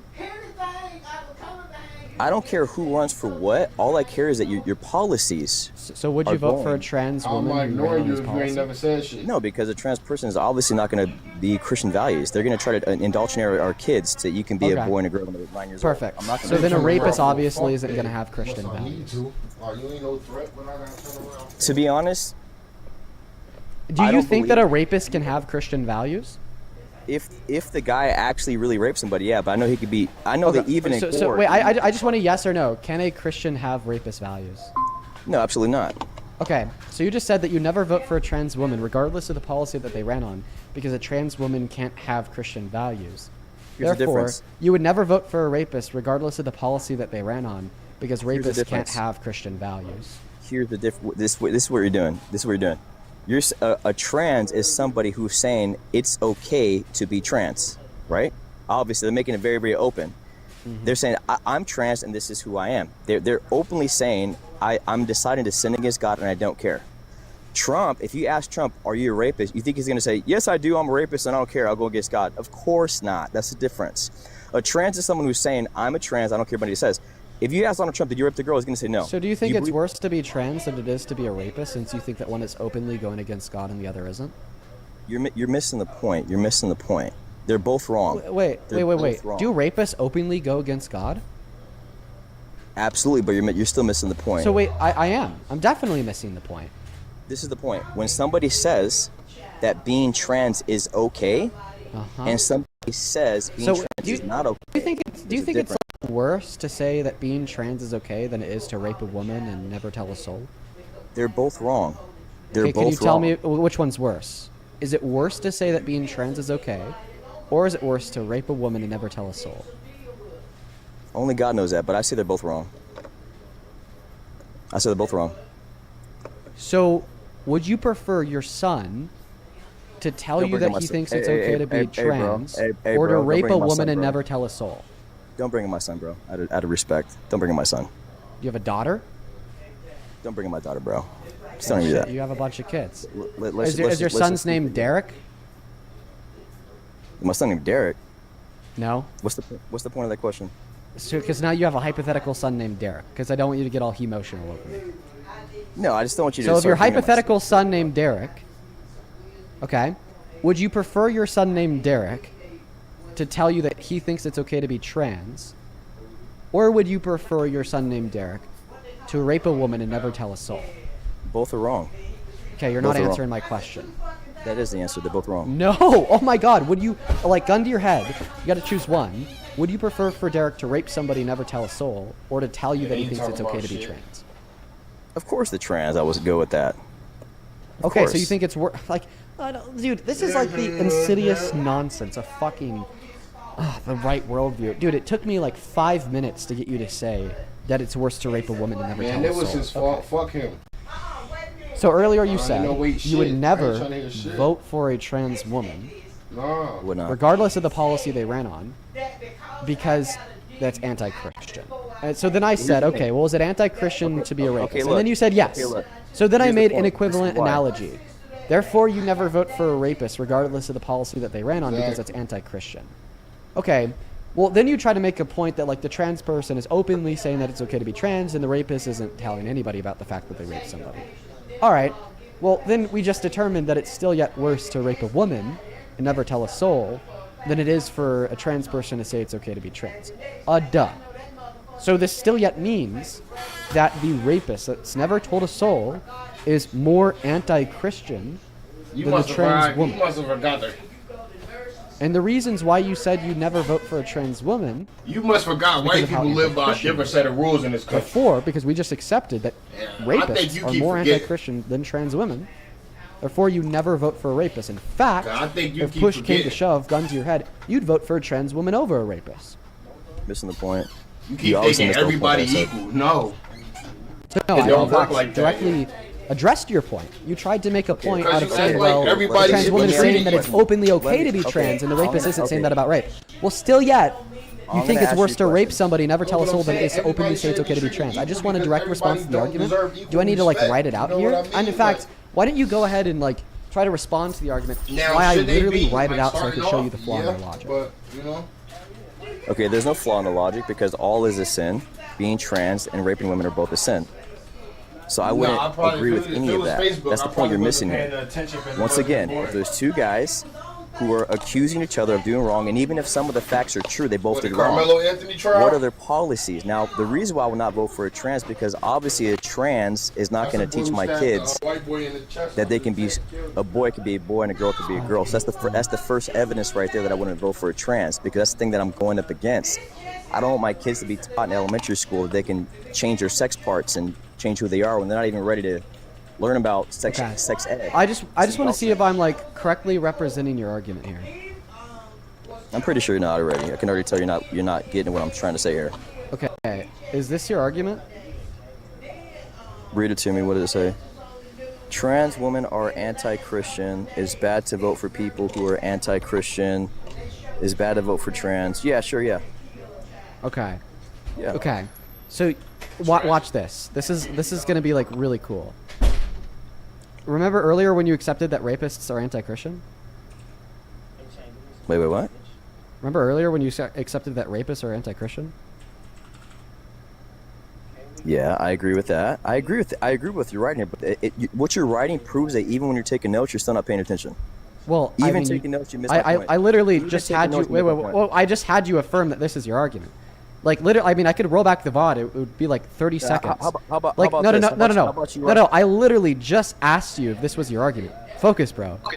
I literally just asked you if your argument is P1, trans women are anti-Christian. P2, it's bad to vote for people who are anti-Christian. Conclusion, it's bad to vote for trans women. And then I asked you, Dean, is this your argument? You said yes. Okay, so then I literally copied and pasted it. That's not my argument. Wait, okay, so what should we change about this argument? Let's focus in on this part about trans women. Okay, put another line in there. Okay, where? Right here? We'll make it clear. No, do after C on the bottom. Okay, well, that's not how argumentation works. Let me quickly give you a crash course on how argumentation works. So P1, I bet you don't know what that means. I think you're the one that knows how argumentation works. Okay, so what's P1 mean? P1? That's what I thought. You don't know how argumentation works. It's fine. I'm not even trying to, like, dog on you. I'm trying to be, like, do a little educational moment here. And then your response is, yeah, so P1 stands for premise 1, because you're interrupting me while I'm trying to educate you. So P1 stands for premise. At all, bro. Okay. You're totally missing the point. Okay. So then what does P1 stand for? You're still missing the point, bro. Okay, what is P1? Hey, bad boy. You're crashing out because you're getting pushed on your argument. I got a whiteboard up and everything pushing you on your nonsense. So you're going to calm down. You're going to stop acting like a bad little boy. Stop crashing, getting all emotional and shit. It's annoying as fuck, honestly. What a baby. And we're just going to, like, reform the argument so it is better representative of your internal thought processes. Right? Because in good faith, I tried to write out your argument for you. Then in good faith, I asked you if that was your argument and you said yes. And then in good faith, I showed you how that could be mirrored onto rapists, therefore mirrored onto Trump. But then in bad faith, you were like, no, that's not my argument, even though you just said it was. So then I, in good faith, said, okay, let's change this argument so it's better representative of how you actually feel. And now you're, like, crashing out. So let me just quickly give you a crash course on how the basics of formal argumentation work, so we could better adapt this argument to your internal thought processes. Just let me educate you. It's fine, bro.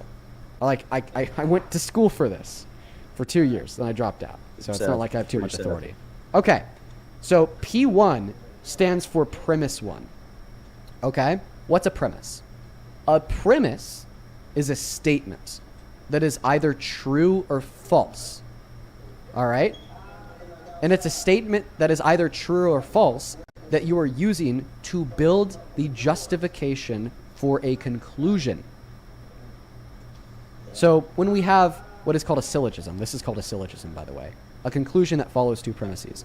Bro, you're totally going off track here, bro. You're totally going off track, bro. No, I'm explaining to you the basis of formal argumentation, so we could like better. This is not an English course. This is a simple debate, and you totally missed my point, bro. Exactly, debate. You debate with arguments. You're pivoting, bro. I'm not pivoting. I'm just trying to understand what your argument is. Okay, so let me make it clear. I'll try to make it like baby terms. Okay, once again. How do you change this argument? Okay, you want to write it down, or want me to tell you how you want to do it? I just want to know the other reasons why it's wrong to vote for trans women. Okay, if a trans, would you admit, or can you see with Dean's logic? How long you go to school for? Wait. You got a degree in what? An argument doesn't include questions. Right, I'm just simply asking you, what would you change about this argument? I debate a lot, and you can do whatever you want to debate. Well, I mean, no, you literally can't, because questions can't be true or false, and you use statements that are true or false. You use statements that are true or false to build justification for a belief. Like, for instance, if I'm trying to justify the conclusion that the Earth is round, well, I'd say the Earth is round because it's true that there are images of the Earth and it's round. All right? You use true statements. You use true statements of fact to create justification for your beliefs.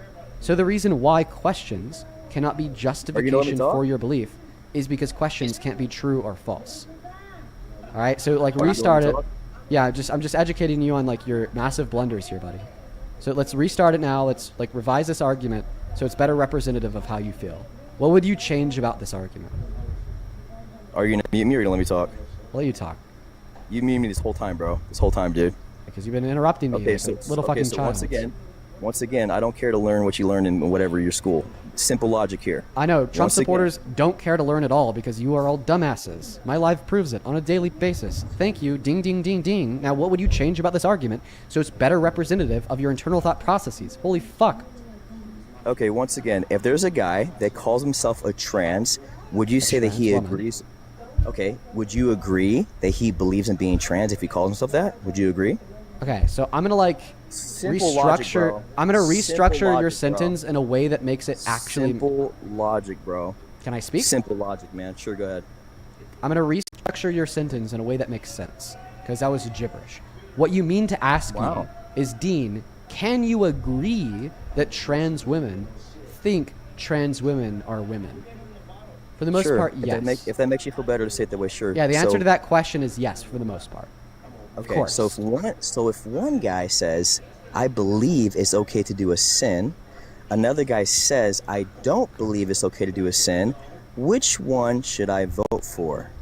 Okay, well, I mean, simple hopefully 1, 2, 3 ABC logic here. Is that good enough for you? Hopefully, like, determine on, like, the sin and so on and so forth, and, like, hopefully, like, you're also considering the fact that under Christian theology, right, like, no human outside of, like, Jesus You just said anti... One moment. No person outside of like Jesus doesn't sin, right? But like whatever. All right. So I don't understand how this question relates to the argument. I just want to understand what the argument is, insofar as why it's bad to vote for trans women. You seem to be like giving me an argument for something else.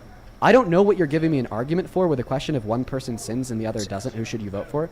Like that logic doesn't follow. It's not an argument for the conclusion that you should never vote for trans women. I want an argument for the conclusion that you should never vote for trans women. You're putting words on my mouth. That's not what I said. You're putting words that on is my what mouth. you said. Okay, I'll just re-ask the question. Would you ever vote for a trans woman under any circumstances? No, we're not. Okay, that's what I want an argument for. It's always bad to vote for trans women. Give an argument for that. Okay, on your little paper, you even wrote on a piece of paper, you said that being a trans is anti-Christian, correct? Yeah, correct. I'm literally writing down your argument. Okay, yeah, and then on the same piece of paper, you put on there, being a rapist is anti-Christian, correct? Yeah, correct? but don't focus on that. We're just focusing on the argument. No. I want an argument for the conclusion that it's always bad to vote for trans women. You are dodging because you are not giving an argument for that claim.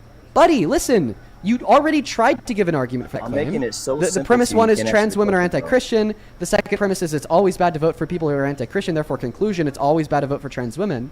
Okay, but it's like now you're saying that like P1 and P2 up here, right, are not actually reflective of your argument, right? So If like two I'm just guys- asking here. Well, what is reflective of your argument? Why do you believe What in the is conclusion worse? that it's always bad to vote for trans women? What is worse, a guy that says I'm a thief and I agree with it, or a guy that says I don't agree with being a thief? What Which one's better? Is worse Simple. a guy that Who is says he's a thief that agrees and he agrees with it? Agrees with it, or one that doesn't. Okay.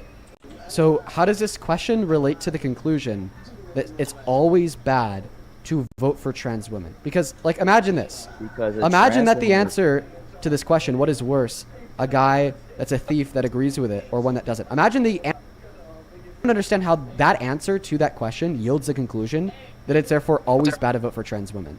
Or on the inverse, let's imagine that the answer is the opposite. Imagine that the answer to that question is the guy that's a thief that doesn't agree with it. Okay, well, I don't see how that answer gets us any closer to the conclusion that it's always bad to vote for trans women. You're So it missing the seems point. like this question is an irrelevant non sequitur that doesn't get us any closer to the conclusion that it's always bad to vote for trans women. So I'll ask you again, what is the argument for the conclusion that it's always bad to vote for trans women?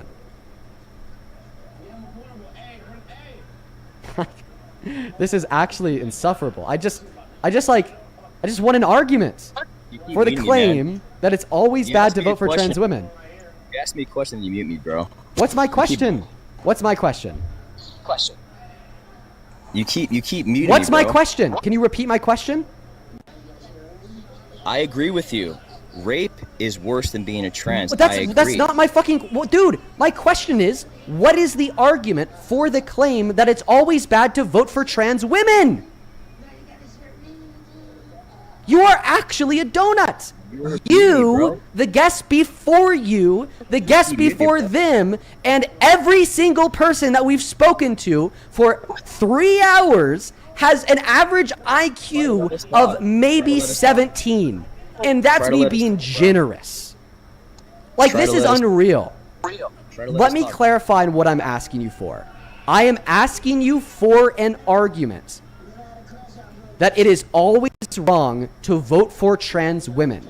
Rapists have nothing to do with an argument for the claim that it's always wrong to vote for trans women. Donald Trump has nothing to do with the argument that it's always wrong to vote for trans women. So stop mentioning rape, stop mentioning rapists, stop mentioning Donald Trump, and give an argument for the claim that it's always wrong to vote for trans women.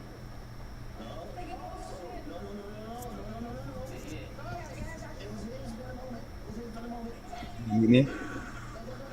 I will not mute you if you can give do your an guests argument know that you for mute the me like claim every second? Do your that guests it's know that? always bad to vote for trans women. Dean, this is why you can only debate on TikTok, bro. Okay, I'm waiting Because for you an can- argument. Because you can mute the people that debate against you. That's why you won't last in a real debate, like Charlie Kirk when you went up against him, because stuff like this. But because you mute the person who's talking because you're scared to go up against them head to head. Yeah. Straight cool, up. Bro. Cool story, bro. What's the argument? Calling you out, bro. Awesome. Okay, What's once the again, argument if for you the can- conclusion if that you it's try always bad to if you vote for could try trans to not- women? If you can try to not mute me be a good little boy and be mature for once, maybe we can get somewhere. Yeah, cool, bro. You have my permission to give me an argument for the conclusion that it's always bad to vote for trans women. I see the game you play. When Yeah. I start to corner you, you Yeah. mute me. Yeah. It's coward stuff, bro. Yeah, cute. So What's the argument? TikTok is your only platform, bro. Because in a real debate where they can both talk, you get fried, bro. You know it's nice. true. Nice, cute. So what's the Okay, argument for the conclusion that it's always bad to vote for trans women? Let's try it. Let's try it. I dare you not to mute me. I dare you, Dean. I dare you Yeah. not to run. I dare you. I'm gonna mute you if you don't give an argument for why it's always I bad bet to you vote will. for trans I women. bet you will, Dean, because you run. I bet you will. Yeah. So what's the argument for the claim that it's always wrong to vote for trans women? Because they openly admit that it's right to do something that's wrong against the Bible. Period. Okay. Clear. Because Trans they women openly admit.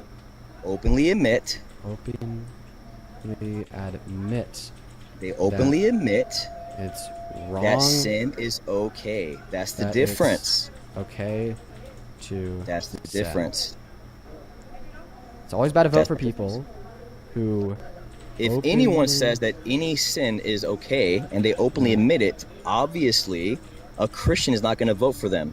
Okay. Common sense. Perfect. Fantastic. Common sense. There you go. That's the difference. So P1. If I ask Donald Trump, is it time for me to respond yet? Well, you don't let me finish. If I ask Donald Trump, do you believe it's okay to rape women? He's going to say no, right? He's going to say no. Am I right?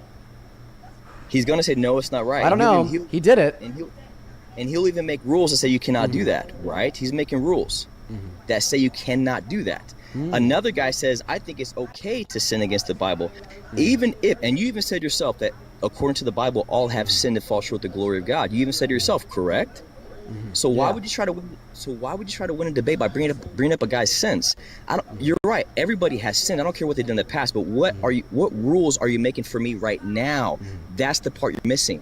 I don't care. Just like I said, if you and Parker were to point at each other and point at each other's sins, you're both going to be guilty. I don't care about what you guys did in the past. I care about what are your rules you're making now for me, for my morality, for Christianity. There's your answer. Simple. Okay. Simple. Question number 1. Is it a sin to defend pedophiles and child rapists? Yeah, it is a sin. Okay. So if Donald Trump openly admitted that it was okay to defend pedophiles and child rapists, then Donald Trump would be openly admitting that it's okay to sin. I would. Correct? Yeah, you're right. I would not vote for him. Okay. So Donald Trump has openly admitted that it's okay to defend pedophiles and child rapists by openly enforcing his DOJ to prevent the release of the Epstein files. My argument that Donald Trump has openly admitted that it's okay for the DOJ to not release the Epstein files is by calling Republicans who wanted the files to get released dumb, by having his administration label it an act of hostility against their administration to vote for the release of the Epstein files in Congress, by personally having his name redacted from the files over 1 million times, including an accusation from a minor trafficked by Epstein, J. Doe number 4. Therefore, Donald Trump has openly admitted that it is okay to sin. Therefore, it is always bad to vote for Donald Trump. Okay. Let's say that you're right. Let's say that Donald Trump did bad things, okay? And on the Republicans... No. Not did bad things. Openly admitted that it's okay to sin. That's not openly admitting. You're putting words in his mouth. If he says, I don't want these files to come out, that's not him saying... It's like if I did something bad, okay, and I don't want anybody to find out, I'm going to try to hide it. That's a difference between me saying, hey, guys, I believe that it's okay to do this. There's a big difference. So you're arguing that Trump does not think it's okay to prevent the release of the Epstein files? You just said everybody has sinned, correct? Okay. You just said So if Donald Trump did not think it's okay to prevent the release of the Epstein files, well, then he would not be defending the prevention of the release from the Epstein files. In fact, this was your same argument that you used against trans people. You said that because trans women defend the proposition that trans women are women, they are therefore an open admittance that it's okay to sin. No. That's therefore, because Donald Trump has defended the proposition that it's a good thing to protect the identities of predators and child rapists by preventing the release of the Epstein files, therefore Donald Trump has openly admitted that it's okay to sin in the same way you think trans women have openly admitted that it's okay to sin. We see Donald Trump go after all kinds of rapists and people that do crimes all the time, and Democrats don't. So so that's what we call a red herring to the argument. So I'll describe how that's a red herring. You're attempting to shift the goalposts of the line of argumentation away from the original premise of reason. The original premise of reason is that it's always bad to vote for people who openly admit that it's okay to sin.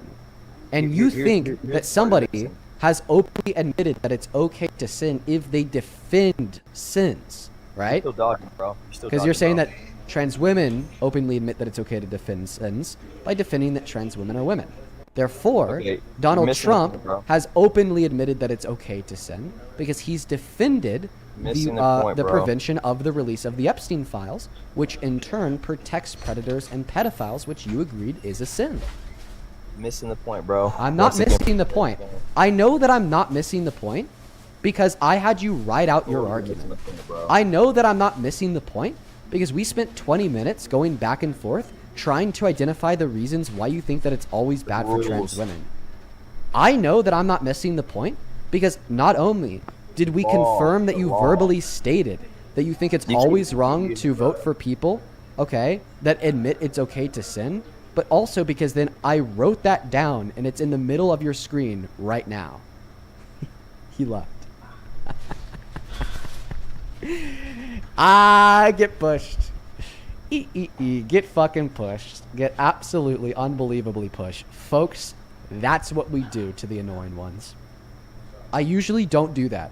We usually don't whip out the formal argumentation. We usually don't whip out the goddamn notes pad. We usually don't whip out the fucking Google Doc writing down their argument line by line, premise by premise. Because it's tedious. Because it's a lot of work. Tina, thank you so much for the wolf. I appreciate you so much. Show some love to Tina down below. Thank you, thank you, thank you. Because it's honestly not required to debate. But the reason why I whipped it out against that guy is because I've spoken with him before. And I know that he's insufferable. I know that he's a weasel. I know that literally every single time he opens his mouth, he commits a new logical fallacy. So this time, I kept track. I put pen on paper. And oh boy, did it expose that fraud. Let's go to get that next Trump supporter loaded up into that box. If you want to support me, if you want to support the live stream, you can find my Venmo and my PayPal in the link tree in my bio on TikTok. Pin message on the other place. And the @'s right there, Dean Withers, without the E in Withers. We exposed that fraud. We exposed that fraud. Matt, appreciate you so much for the $2 on Venmo. Please don't allow guests to say I didn't know that either. Back. Listen, the thing that gets difficult is when every single word that leaves their mouth is bigoted. Like, I couldn't push back on him saying a trans because instead I pushed back on him saying that it's always bad to vote for trans women. you know what I mean? Right? And it was like on my radar, and I was gonna get around to it, but then he crashed out and left. Let's go to get that next guest connected to the live stream. Folks, we have a temporary restriction here on TikTok. It'll be up in around 5 minutes. Let's go to get that next guest connected to the live stream right now. Only hop inside of that queue if you happen to be MAGA. Only hop inside of that queue if you happen to be MAGA. That was really embarrassing for him. Blindsided, thank you for the $10. Who says Google Docs can be a good substitute for a whiteboard at the moment. True. So true. And then Blindsided with another $10 says Dean for Supreme Court Justice. Maybe another life. I don't know, bro. Yo, Jose! Thank you so much for the $100 over on Super Chat. Jose, you're an absolute mad lad. Thank you so much for that love and support. Holy crap, you're the absolute go. And you know it. I want to see 1,000 Jose W's down below. Genuinely, that is beyond kind of you. And I am so fucking grateful for the love and support. So grateful, my friend. That is beyond kind. Jose with the $100 says, Collar is a bigoted MAGA heretic. He would probably eat shit before accepting his child as trans. How can a true Christian judge an entire population when Jesus never spoke about trans people? Scared little MAGA boy. Leave them alone, you snowflake. Yeah, listen, obviously we didn't change his mind, but at least we just left him mentally perturbed. Like, yeah, we ruined his day. I mean, what more can he ask, right? We ruined their day at least.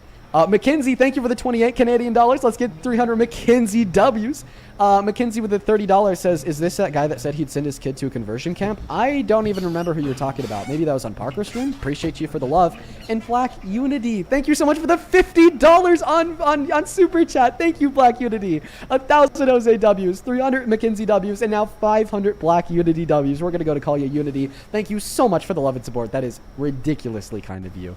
Unity with the $50 says, Dean, search FUSD answers concerns about LGBTQ plus themed books in school libraries. Jonathan Guevara is featured discussing LGBTQ plus books, parental rights, and gender identity in schools. I'll have to check that out, Unity. Thank you so much for the great recommendation. Taffybot with the $10 says, we love notepad time. Please do it more with callers. It seems to help them see themselves better. Yeah, it does. Right? Like, he knew he was wrong because he could see how he was wrong. Alyssa, welcome in. Do you support Trump? Yes, I do, actually. Thank you for asking. I would like to have a couple questions about the gas prices. Are you running from the debate? Oh, okay. I have a couple questions about the gas prices. I just need to know why you keep saying that it'd be going up $5, like, whoop-de-doo, like...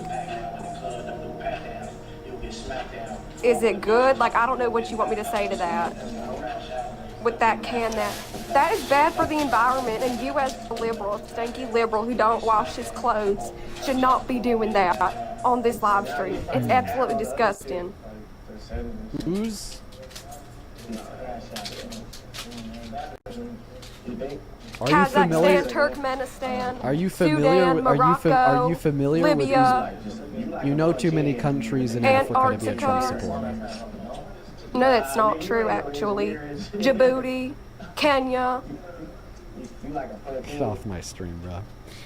Let's go to move on to the next guest. Only hop inside of that queue if you happen to be an American adult that supports Donald J. Trump as president, please and thank you. Let's go to get the next guest, Dawson Cole connected.